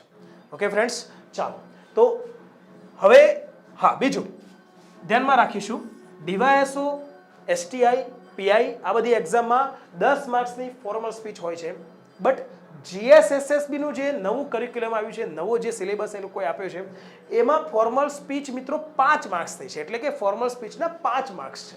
ઓકે, પણ એ પણ બહુ મેટર કરે છે મિત્રો, 5 માર્ક્સ. ઓકે, તો જીએસએસએસબી વાળાએ પણ આને ઇમ્પોર્ટન્સ એટલું આપવાનું છે. 5 માર્ક્સ છે એનો મેં એ નથી કે એ તમે લખશો. ફોર્મલ સ્પીચ મિત્રો તૈયાર કરવી થોડીક ઇઝી છે એસે અને લેટર રાઇટિંગની સરખામણી. એટલા માટે જીએસએસએસબીના વિદ્યાર્થીઓએ પણ આ ધ્યાનમાં રાખવાનું છે. એના પછી મિત્રો પ્રેસે રાઇટિંગ.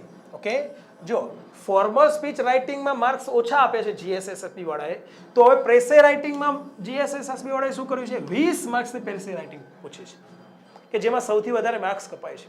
પણ હું તમને ધ્યાનમાં રાખીશું, જો તમારી વોકેબ વ્યવસ્થિત તમે ઇમ્પ્રૂવ કરી, હું જે પ્રમાણે કરાવું છું એ પ્રમાણે તમારું ગ્રામેટિકલ સ્ટ્રક્ચર, વાક્ય રચનાઓ પ્રોપર જો તમે પાકી કરી, હું તમને કરાવું છું એ પ્રમાણે, તો તમે પ્રેસે રાઇટિંગ મિત્રો આરામથી તમારી પોતાની લેંગ્વેજમાં રજૂ કરી શકશો. જો પ્રેસે રાઇટિંગ શું હોય છે, પ્રેસે રાઇટિંગ એટલે એક પેરેગ્રાફ આપેલો હોય છે વ્યવસ્થિત. ઓકે, કોઈ પણ આઈડિયા વ્યક્ત કરતો અથવા કોઈ ઇવેન્ટના લગતો પણ હોઈ શકે છે. ઓકે, અથવા કોઈ એક પ્રોબ્લેમના રિલેટેડ પણ એ લોકો પેરેગ્રાફ આપતા હોય છે.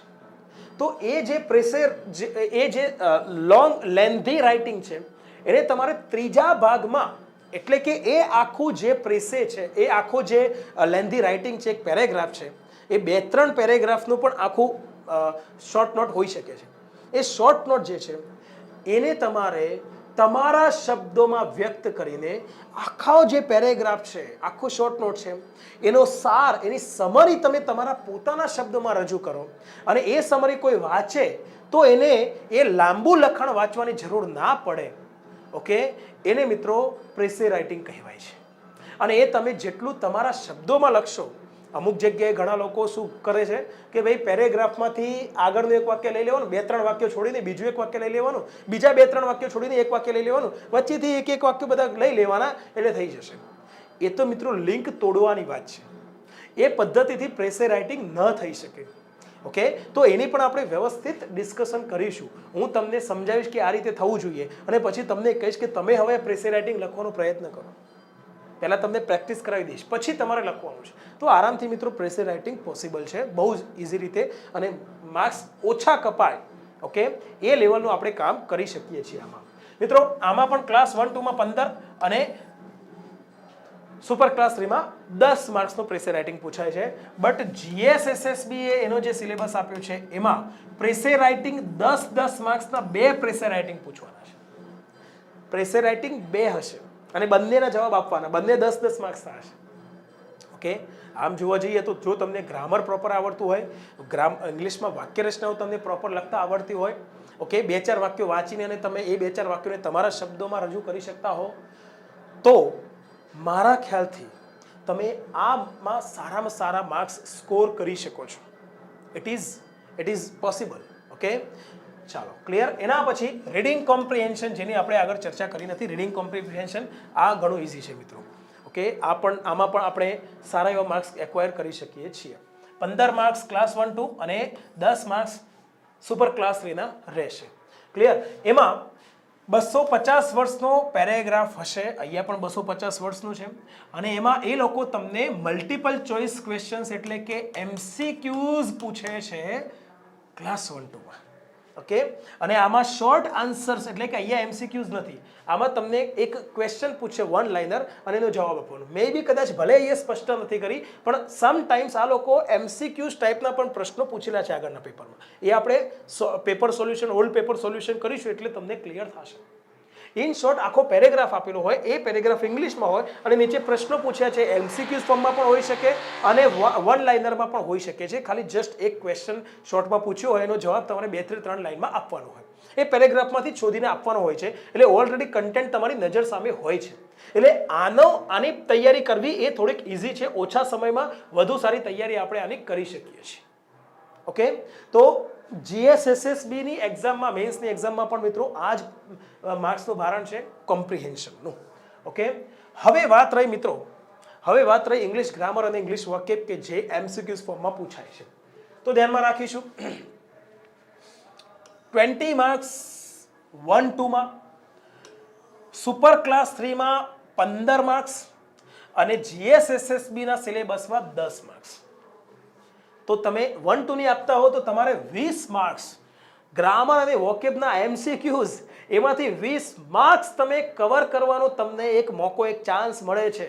અને સુપર ક્લાસ 3માં 15 માર્ક્સ અને GSSSBમાં 10 માર્ક્સ. 10 માર્ક્સ એ કંઈ બહુ નાની વસ્તુ નથી મિત્રો. અને એ જે પ્રશ્નો પૂછાય છે એ આ બધા ટોપિક્સમાંથી પૂછાય છે. કયા કયા ટોપિક મેં તમને ઓલરેડી તમારા કોર્સમાં આ વિડીયો આપી દીધા છે. તમારે એક તો ટેન્સ, વોઇસ એટલે એક્ટિવ પેસિવની વાત છે અહીંયા. ઓકે, એના પછી નેરેશન અને રિપોર્ટેડ સ્પીચ પણ કહેવાય છે, રિપોર્ટેડ સ્પીચ. તો નેરેશન, ડાયરેક્ટ ઇનડાયરેક્ટ સ્પીચ, જે ચેપ્ટર તમને ઓલરેડી આપી દીધું છે. ઓકે, ટ્રાન્સફોર્મેશન ઓફ સેન્ટેન્સીસ, આ પણ ધ્યાનમાં લઈ લો. છેલ્લી ઘણી પરીક્ષાઓમાં મિત્રો આપણા કોર્સમાં આ જે ટ્રાન્સફોર્મેશન કરાવ્યું છે, ડાયરેક્ટ ઇનડાયરેક્ટ સ્પીચ કરાવ્યું છે, વોઇસ કરાવ્યું છે, ટેન્સ કરાવ્યું છે, આ બધા ચેપ્ટરમાંથી બેઠા પ્રશ્નો આવેલા છે. હું તમને ઓલ્ડ પેપર સોલ્યુશન કરાવીશ ત્યારે તમને ક્લિયર કરાવીશ. ઓકે, એટલે આ વિડીયો તમારે જાતે ચાલુ કરી દેવાના છે, આપી દીધા છે, મેં ભણાવી દીધેલું છે વિડીયોમાં.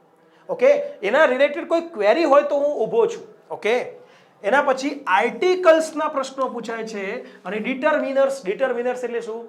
few, a few, the few, little, a little, the little, some, any, each, every, either, neither અને either, neither પણ બોલાય છે. ઓકે, એનું પ્રોનાઉન્સિએશન either, neither પણ થાય છે. તો આ બધા મિત્રો ડિટરમિનર્સ છે. તો ડિટરમિનર્સ જે છે એને એડજેક્ટિવ્સ કહેવામાં આવે છે અને પ્રોનાઉન્સ કહેવામાં આવે છે. એડજેક્ટિવ્સ ને પ્રોનાઉન્સ જે અમુક IMP છે એ મિત્રો ડિટરમિનર્સમાં આવશે. રિલેટિવ પ્રોનાઉન પણ મિત્રો ડિટરમિનર્સમાં આવી જાય. ઓકે, કે જે ડિટરમાઇન કરે છે બીજા શબ્દને. ઓકે, પછી પ્રિપોઝિશન ચેપ્ટર છે, આ બધા આપેલા છે મિત્રો, બધા ચેપ્ટર આપેલા છે. પછી યુઝ ઓફ ફ્રેઝલ વર્બ્સ, તો ફ્રેઝલ વર્બ્સ તમને વોકેબના કોર્સમાં મળી જશે અધ્યાય 10માં, અધ્યાય 9 અથવા 10માં, બેમાંથી કોઈ એક અધ્યાયમાં. ઓકે, પછી ઇડિયોમેટિક એક્સપ્રેશન્સ, ઇડિયમ્સ એન્ડ ફ્રેઝિસ પણ કરાવેલા છે અને જૂના પેપરમાં કેટલા પૂછાયા છે ને હું તમને સમજાવીશ, બતાવીશ.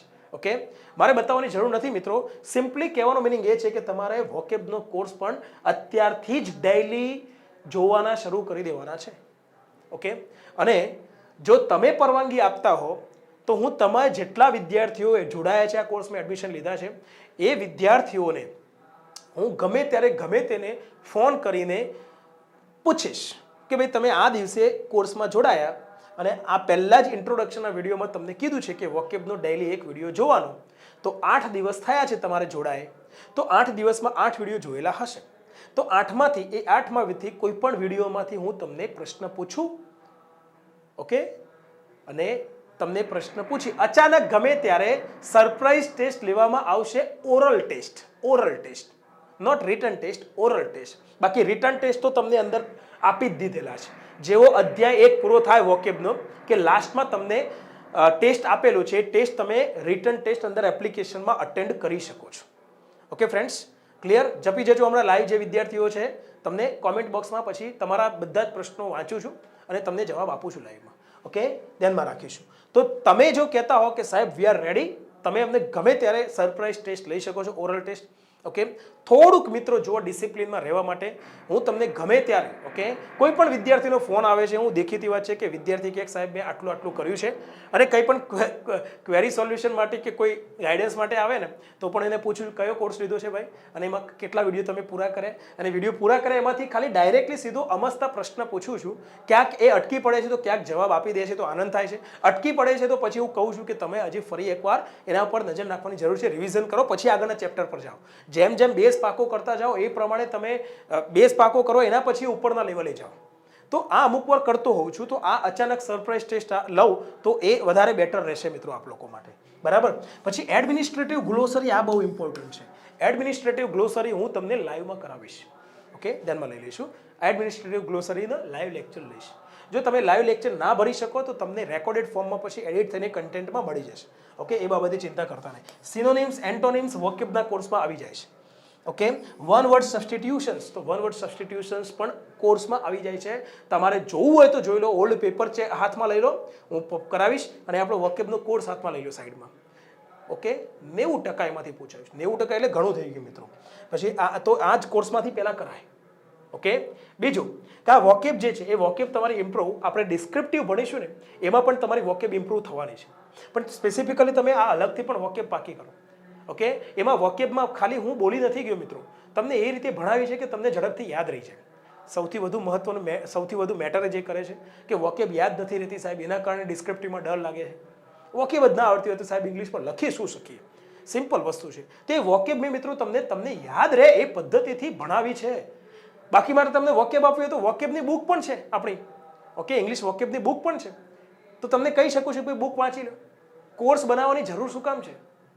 આ ગુજરાતમાં ફર્સ્ટ એવર સૌથી પહેલા વોકેબનો કોર્સ જો બનાવ્યો હોય તો મેં બનાવ્યો હતો.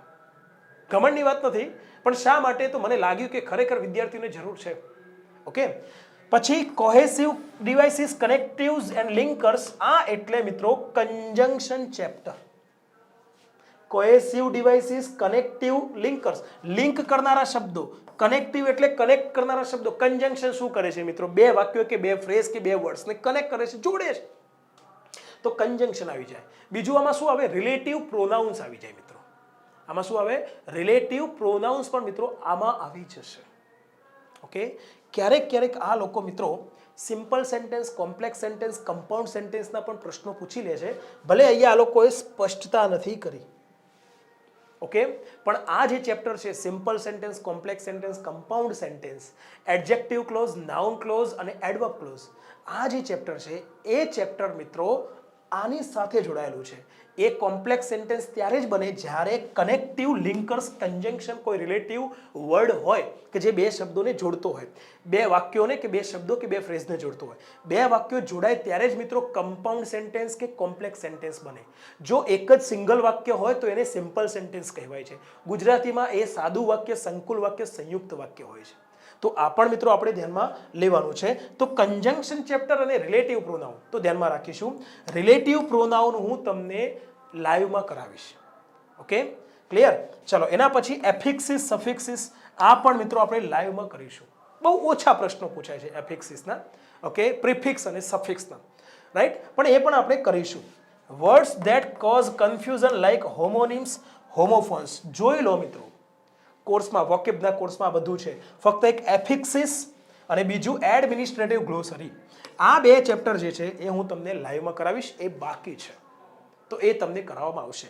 ત્યાં સુધીમાં આટલું બધું તો તમને ઓલરેડી કોર્સમાં આપી દીધું છે. તો without wasting any time, without squandering your valuable time, you must start preparing for all this chapters.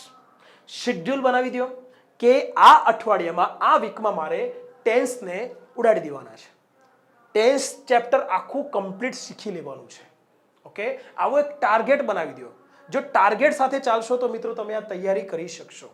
Already તમારી પાસે આ છે, અને જે વસ્તુ આપણી પાસે હોય છે ને મિત્રો એનું મૂલ્ય નથી હોતું, અને જે નથી હોતું એના માટે આપણે તડપતા હોઈએ છીએ.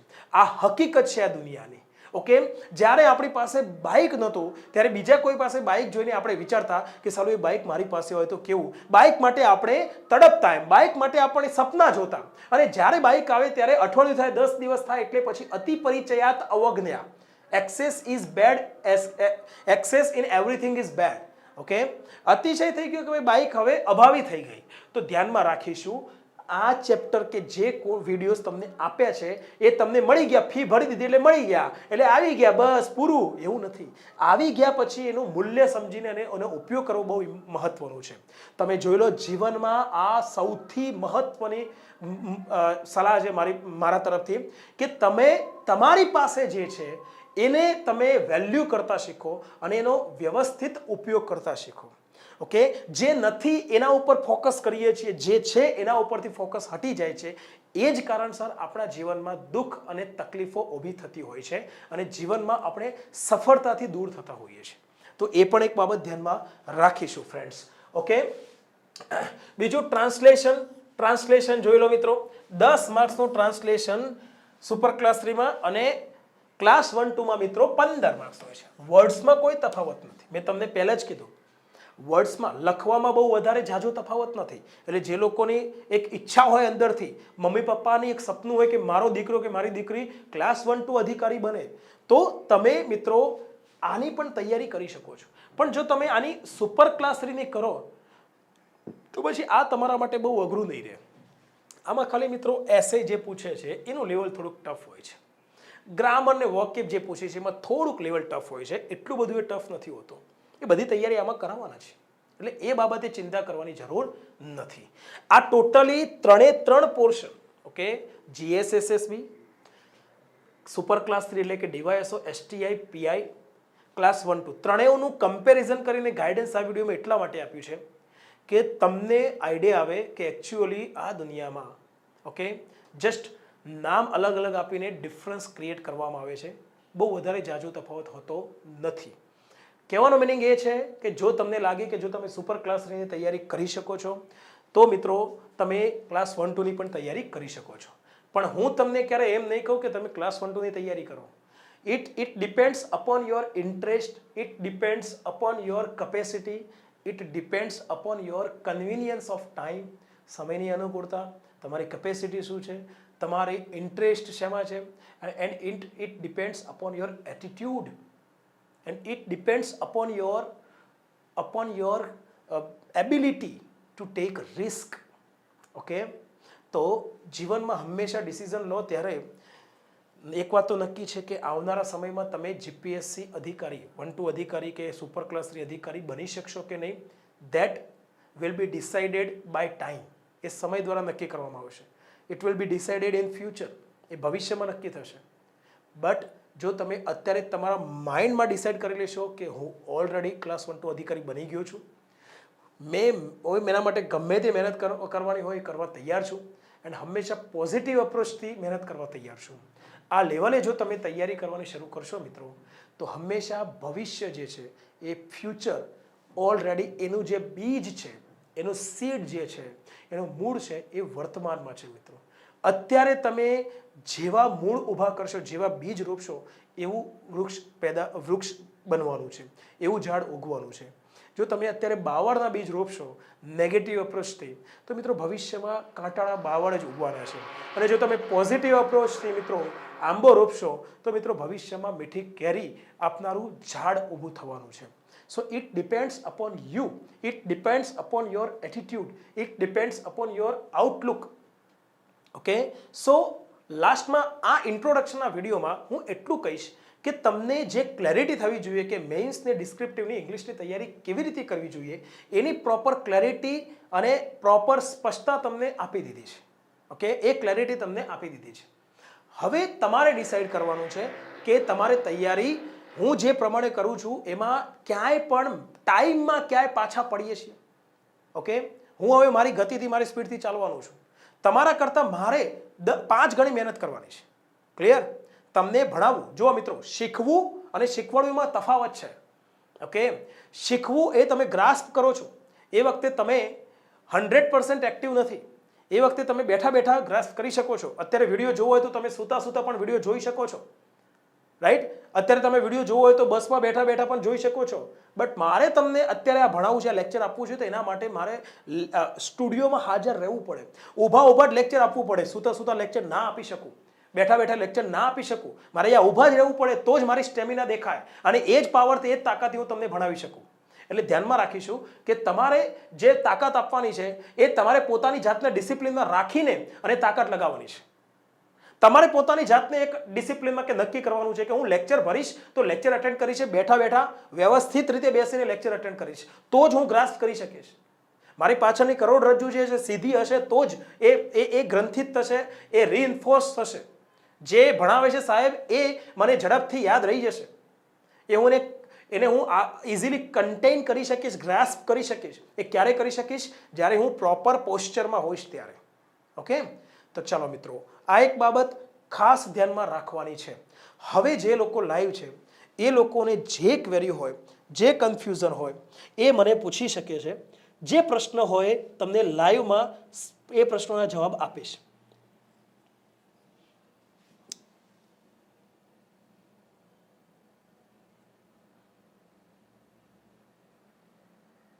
હા, ટોપર્સના પેપર બતાવીશ તમને. ઓકે, ટોપર્સના પેપર બતાવીશ.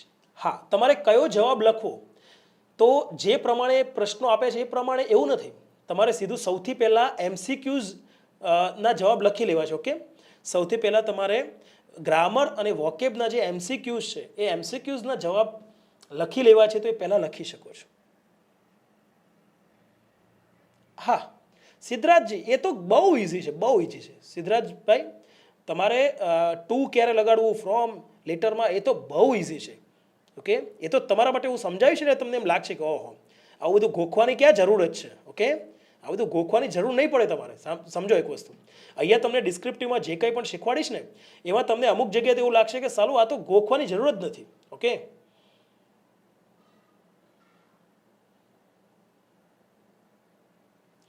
રોહનભાઈનો પ્રશ્ન છે કે સ્પોકનનો કોર્સ જોઈએ. Yes, good question. ઓકે, ધ્યાનમાં રાખીશું.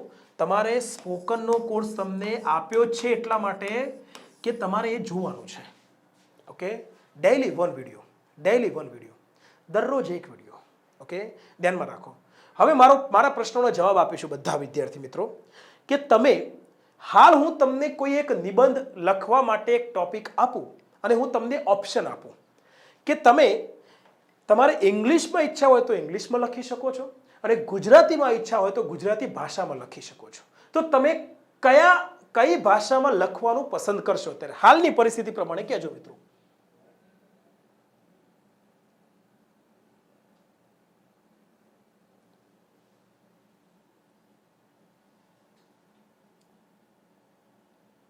Okay Bhargavbhai, done.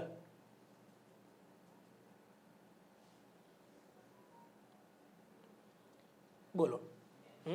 જો આ બધા જ લોકો જવાબ આપવાનું શરૂ કર્યું. રાઈટ, જુઓ કઈ ભાષામાં લખશો તમે? કઈ ભાષામાં લખશો? સિમ્પલ વસ્તુ છે, તમે ગુજરાતીમાં લખશો. શા માટે? વાય, શા માટે? શું તમે ગુજરાતીમાં એટલું બધું વાંચન કરી લીધું છે? પુસ્તકોના પુસ્તકો વાંચી લીધા છે?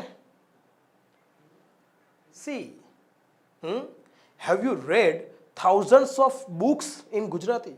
નવલકથાઓની નવલકથાઓ વાંચી લીધી છે? હા, નહીં. Simply because you can speak your mother tongue so easily, so naturally. Okay, as the child cries. જે રીતે બાળક રડે છે ને નેચરલી, એ રીતે તમે ગુજરાતી નેચરલી બોલી શકો છો. ઓકે, એટલું નેચરલી. તો જે તમે ભાષા બોલી શકો છો એ ભાષામાં લખવું તમારા માટે ઘણું ઇઝી થઈ જાય, કારણ કે એની વાક્ય રચનાઓ તમારે યાદ કરવી. સ્ટ્રક્ચર કે ભાઈ પહેલાં કરતા મૂકવો પડશે, પહેલાં અનફોર્ચ્યુનેટલી મૂકવું પડશે, અનફોર્ચ્યુનેટલી ધ સિચ્યુએશન પછી હતી તો હતી માટે વોઝ મૂકવું પડશે ઇંગ્લિશમાં. આવો લોડ નથી, આવો લોડ નથી. Yes or no? Does everybody agree with me? Does everybody agree with me to this point? Why? શા માટે તમે બધા લોકોએ ગુજરાતીમાં જ લખીશું સાહેબ? ઓકે, કોઈ પણ વિદ્યાર્થી ઇંગ્લિશમાં ના, ઇંગ્લિશની વાત કરી નથી. દરેક વિદ્યાર્થી ગુજરાતીની જ વાત કરે છે. ઓકે,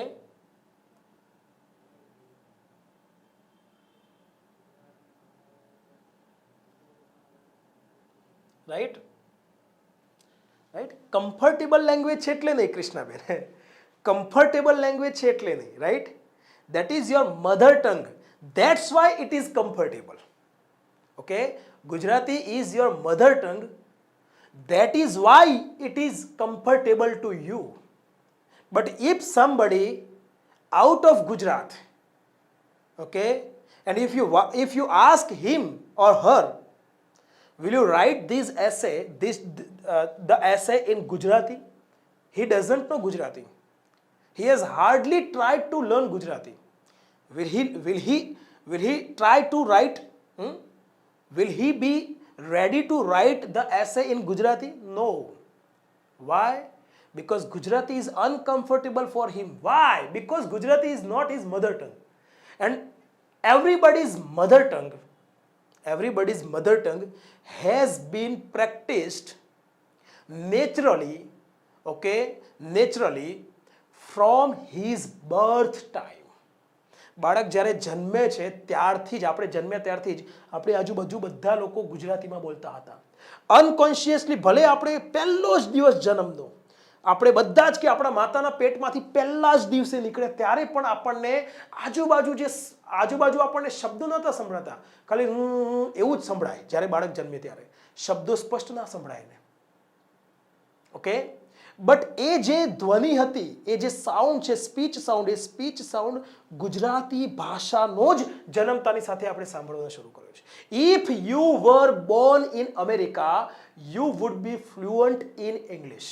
જો તમે અમેરિકામાં જન્મ્યા હો તો તમે ઇંગ્લિશમાં ફ્લુઅન્ટ થયેલા હો.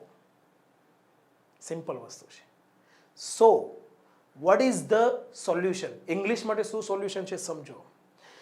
અહીંયા હું તમને ભણાવીશ, એ મેથડથી ભણાવીશ કે તમને જે રીતે નાનપણથી ગુજરાતી ભાષાનો માહોલ મળ્યો એ રીતે જ આપણે ઇંગ્લિશનો માહોલ લઈશું. ક્યાંક તકલીફે પડશે, ઓકે, ક્યાંક શરૂઆતમાં તમને એવું પણ લાગશે કે સાહેબ હારું અંગ્રેજીમાં લખવું બહુ અઘરું છે, અંગ્રેજીમાં તમે સમજાવો છો એ સમજાય છે પણ જ્યારે લખવા બેસીએ છીએ ત્યારે તકલીફ પડે છે. શરૂઆતમાં તકલીફ પડશે, શરૂઆતમાં બધે જ તકલીફ પડે છે. ઓકે, શરૂઆતમાં સાયકલ શીખતા હતા ત્યારે સાયકલ શીખવામાં પણ શરૂઆતમાં તકલીફ પડી છે. ક્લિયર થયું? જન્મ્યા ત્યારે શરૂઆતમાં જ્યારે પાપા પગલી કરતા થયા ત્યારે ઘણી વારે પડ્યા અને પાછા ઊભા થઈને ચાલતા શીખ્યા. એટલે કોઈ પણ નવી બાબત શીખવામાં શરૂઆતમાં તકલીફ પડે છે, પણ એને વળગી રહો તો તમે એમાં માસ્ટર એક્સપર્ટ બની શકો છો. ક્લિયર થયું? રાઈટ. જ્યારે હું પણ ઇંગ્લિશમાં માસ્ટર બનવા માટે સપનું જોયું હતું ત્યારે શરૂઆતમાં મને તકલીફ પડી હતી. શરૂઆતમાં મને પણ લાગતું હતું કે સારું છોડી દઉં, નહીં મજા આવે યાર. અંગ્રેજી શીખવાડ્યું છોકરાઓને, આપણને ટપ્પો ઓછો પડે છે, બીજાને ટપ્પો પાડવામાં ક્યાં આપણે જઈ શકીશું? કેવી રીતે ટપ્પો પાડી શકીશું? સી, તો શરૂઆતમાં તકલીફ પડવાની છે. Okay, right. પણ એનો મિનિંગ એ નથી કે તકલીફ પડે એટલે કે પોસિબલ નથી. પોસિબલ તો છે. ઓકે, તો ધ્યાનમાં રાખીશું. તમારે એ જ મેથડથી અત્યારે તમને જે કોન્ફિડન્સ છે કે સાહેબ ગુજરાતીમાં આપણે લખી પાડીશું, તો એ જ કોન્ફિડન્સ ઇંગ્લિશમાં પણ 3 મહિના પછી ઊભો થવો જોઈએ. એના માટે તમારે ટાઈમ આપવાનો છે. ચલો, બીજો કોઈ પ્રશ્ન ફ્રેન્ડ્સ?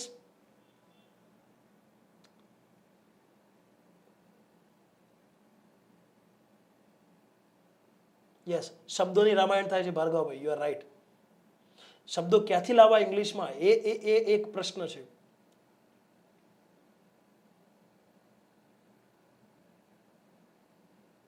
યસ, ગ્રામર બધું ભેગું થઈ જાય છે.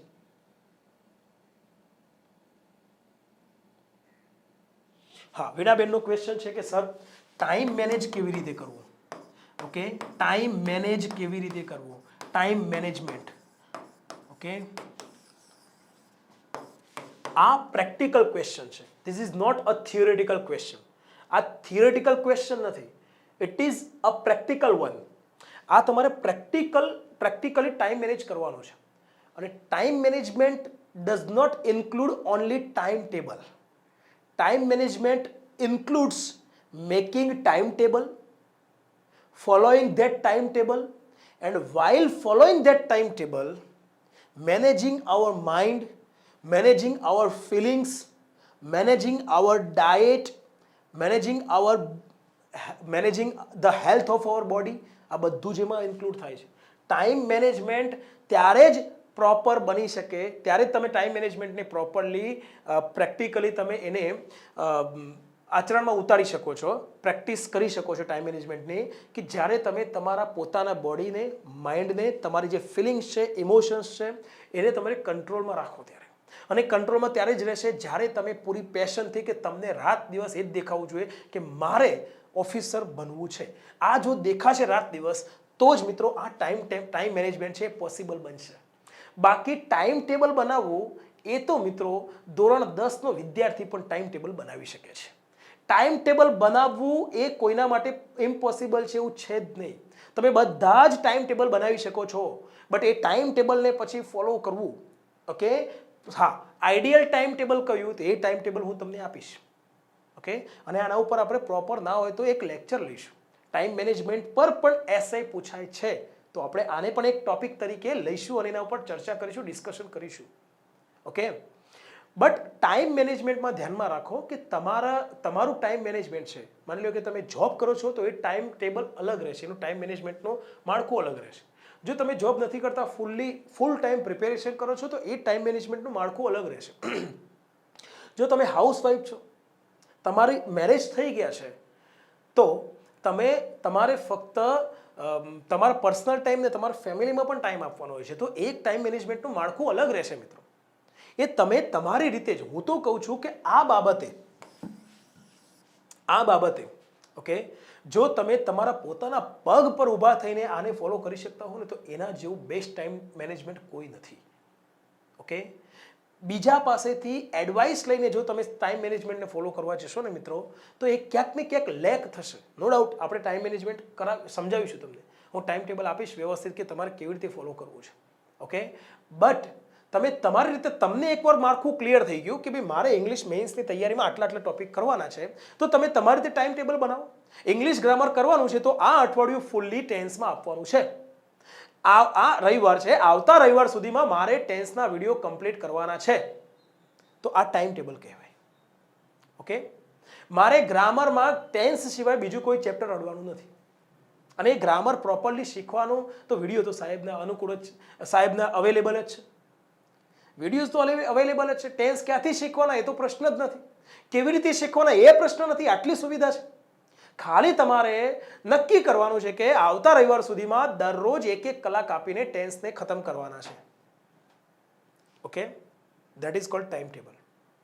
દરરોજ મારે એક વિડીયો મિત્રો 20-21 મિનિટની આસપાસનો છે સ્પોકન ઇંગ્લિશનો. દરરોજ સ્પોકન ઇંગ્લિશનો એક વિડીયો જોવાનો છે, અને દરરોજ એક વિડીયો વોકેબનો જોવાનો છે. એક વિડીયો વોકેબનો 30-40 મિનિટનો હશે, ઓકે. તો દિવસના 2 કલાક આ રીતે તમે તમારી રીતે ટાઈમ ટેબલ બનાવી શકો છો. અને સાહેબનું 1 કલાકનું લેક્ચર રહેશે, ઓકે.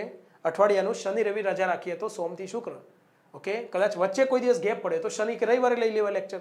તો સાહેબનું જે લેક્ચર રહેશે સાંજે 6 વાગે 1 કલાકનું, તો 1 કલાક દિવસના 3 કલાક બાકીના સમયમાં બાકીના સબ્જેક્ટ માટે, ઓકે. દિવસના 3 કલાક માની લો કે ઇંગ્લિશમાં આપવા થોડાક વધારે લાગતા હોય, તો પછી તમે ટેન્સ જે છે એ ટેન્સને તમે થોડોક લંબાવી શકો છો, હજુ સમય છે તો. ચેપ્ટર બધા બીજા અમુક ચેપ્ટર નાના પણ છે, તો વોકેબ સાથે થતી જાય છે, તો ટેન્સમાં માની લો કે તમે 7 દિવસના બદલે 10 દિવસ કરી દો. 1લી તારીખથી 10મી તારીખ સુધી ટેન્સ પૂરા કરવાના, દેટ ઇઝ માય ટાર્ગેટ. 21 તારીખથી તે 30 તારીખ સુધીમાં ટેન્સ પૂરા કરી લેવાના છે. તો આ રીતે તમે ટાઈમ મેનેજમેન્ટ તમારી રીતે કરી શકો છો ફ્રેન્ડ્સ. એકવાર તમને ક્લિયર થઈ ગયું કે મારે આટલું કરવાનું છે, મેઇન્સની તૈયારી માટે આટલું આ રીતે કરવાનું છે, સાહેબ ડિસ્ક્રિપ્ટિવ તો સાથે લાઈવમાં કરાવવાના છે, બાકીનું જે છે એ સાહેબે કીધું એ પ્રમાણે મારે જાતે કરવાનું છે, ઓકે. તો આ રીતે તમે તમારી રીતે ટાઈમ ટેબલ બનાવીને ટાઈમ મેનેજ કરી શકો છો ફ્રેન્ડ્સ. ધ્યાનમાં રાખીશું. જેટલા લોકોને ટાઈમ ટેબલ મળી જાય છે બધા સફળ થાય છે એવું નથી, ઓકે. ધ્યાનમાં રાખીશું. જેટલા લોકોને ટાઈમ ટેબલ મળી જાય છે એ બધા જ સફળ થાય છે એવું નથી. જે લોકો ટાઈમ ટેબલ જાતે બનાવે છે અથવા મળી જાય છે પણ એ ટાઈમ ટેબલને પ્રોપરલી ફોલો કરે છે એ લોકો સફળ થાય છે. ક્લિયર? સ્માર્ટ વર્ક સાથે. ચાલો, ક્લિયર, ડન. પછી પાયલબેન, શું ક્વેશ્ચન છે તમારો?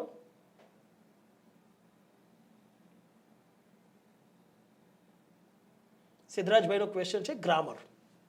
યસ.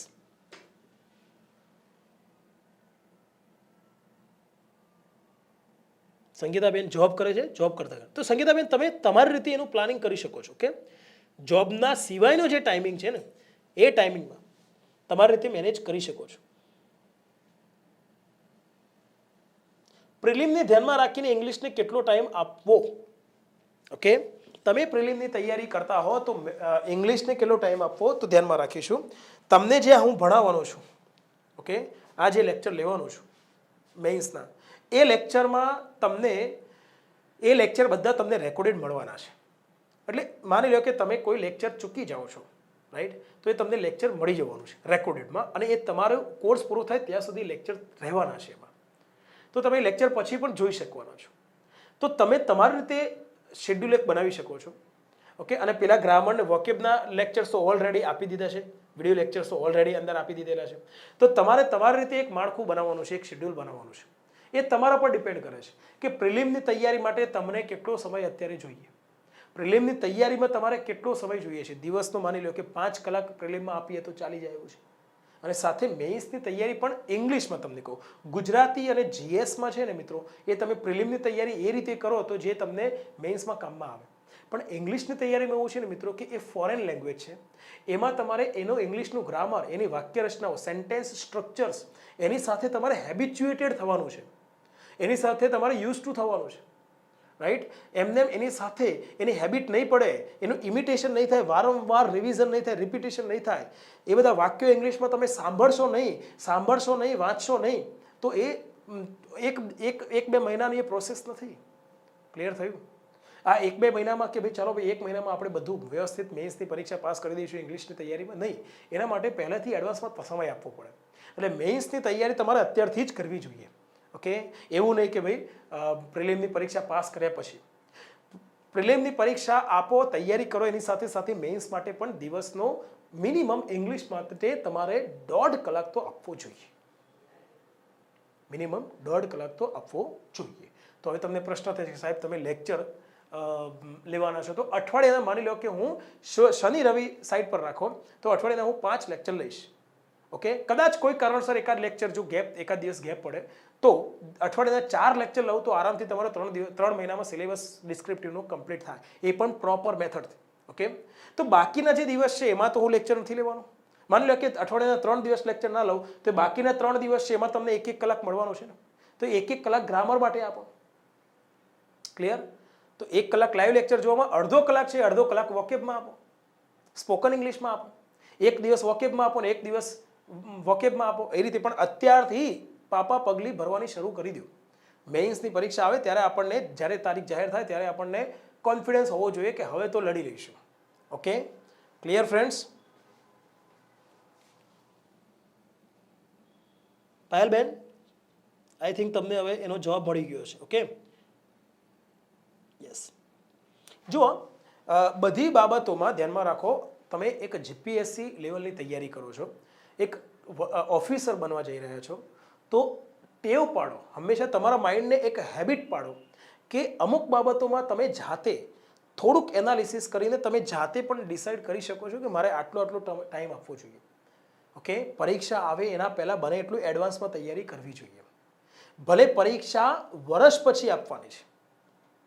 ઓકે, અમુક વિદ્યાર્થીઓ એવા હશે કે જે ટાર્ગેટ બનાવીને બેસ્યા હશે કે ભલે 1-2 પરીક્ષામાં નિષ્ફળ ગાઉં પણ હું 3 વર્ષ સુધી જીપીએસસી 3 વર્ષ નક્કી કરે કે 3 વર્ષમાં તો હું જીપીએસસી ગમે તે એક પાડી દઈશ, ઓફિસર બનીને રહીશ, ઇન્ટરવ્યૂ પાસ કરીને. આવું જે લોકો ડિસાઇડ કરીને બેઠા છે તો એ લોંગ ટર્મના વિઝન સાથે બેઠા છે. તો એ પ્રમાણે એ લોકોએ પ્લાનિંગ કરવું જોઈએ. તો તમે જેટલા લોકો છો એમાં એવું નથી કે બધા સેમ એટીટ્યુડવાળા છો, બધા સેમ કન્ડિશનવાળા છો, બધાનો સેમ સાયકોલોજીકલ બેલેન્સ છે, નથી. બધાનો ડિફરન્સ છે, બધાનો એટીટ્યુડ અલગ છે, બધાની મેન્ટલ કેપેસિટી અલગ છે, બધાનો એટીટ્યુડ અલગ છે, બધાની ફિલિંગ્સ, અંદરના ઇમોશન્સને કંટ્રોલ કરવાની કેપેસિટી અલગ છે, ટાઈમ ટેબલને ફોલો કરવાની બધાની કેપેસિટી અલગ છે. ઓકે, કોઈક 1 વર્ષનો ટાર્ગેટ રાખીને બેઠું હશે, કોઈ 3 વર્ષનો લોંગ ટર્મનું વિઝન રાખીને. ઓકે, પણ 3 વર્ષનો ટાર્ગેટ એટલે કે આ પરીક્ષા 6 મહિના પછી આવવાની છે તો 6 મહિનાની પરીક્ષાને પાડી જ દેવાની છે, પાસ કરી જ દેવાની છે, એવા એટીટ્યુડ સાથે પણ 3 વર્ષ સુધી આપણે તૈયારી કરવાને, પરીક્ષા આપવા આપણે તૈયાર છીએ, ધીરજ રાખવા તૈયાર છે. આવા એટીટ્યુડવાળા વિદ્યાર્થીઓ પણ હશે તમારામાં. તો એ બધી વસ્તુને ધ્યાનમાં રાખીને હું તમને કહું છું કે અમુક બાબતો હું તમને અહીંયા સજેસ્ટ કરી છે, બધાને લાગુ નહીં પડતી હોય. મેં તમને અહીંયા કીધું કે તમારે દિવસના 2.5 કલાક આપવાના, એક લાઈવ લેક્ચર 1 કલાક લાઈવ લેક્ચરમાં, રાઈટ, 30-40 મિનિટ વોકેબનો વિડીયો છે એ જોવામાં, ઓકે 20 મિનિટનો સ્પોકન ઇંગ્લિશનો કોર્સ એ જોવામાં અને ટેન્સમાં 1 કલાક, તો 2.5-3 કલાક કીધા તો 2.5-3 કલાક કંઈ બધાને લાગુ નહીં પડે. એ તમારે તમારી રીતે ડિસાઈડ કરવાનું છે કે તમે પ્રિલિમની તૈયારી કેટલી છે, કેટલી બાકી છે. કોઈને પ્રિલિમની તૈયારી લગભગ પૂરી થઈ ગઈ હોય, ઓકે, તો પછી એને વધારે એ સમય આમાં આપી શકે છે. એટલે ધ્યાનમાં રાખીશું, this is the field which is full of okay throat cutting competition. ઘણા કાપ કોમ્પિટિશનથી ભરેલું છે, પણ એનો મિનિંગ એ નથી કે બહુ ભયાનક છે. ધ્યાનમાં રાખીશું. જેપીએસસી મેઇન્સની તૈયારી, પ્રિલિમ તો પાસ કરવાવાળા તમને હજારો વિદ્યાર્થીઓ મળી જશે, પણ મેઇન્સ પાસ કરવા વિદ્યાર્થીઓ ઘડ્યા ગાંઠ્યા હશે. ખ્યાલ આવે છે? એટલે ક્લિયર થઈ રહ્યું છે. મેઇન્સમાં તમને કોમ્પિટિશન ઓછી નડવાની છે, પ્રિલિમ્સમાં તમને કોમ્પિટિશન વધારે નડવાની છે. ક્લિયર?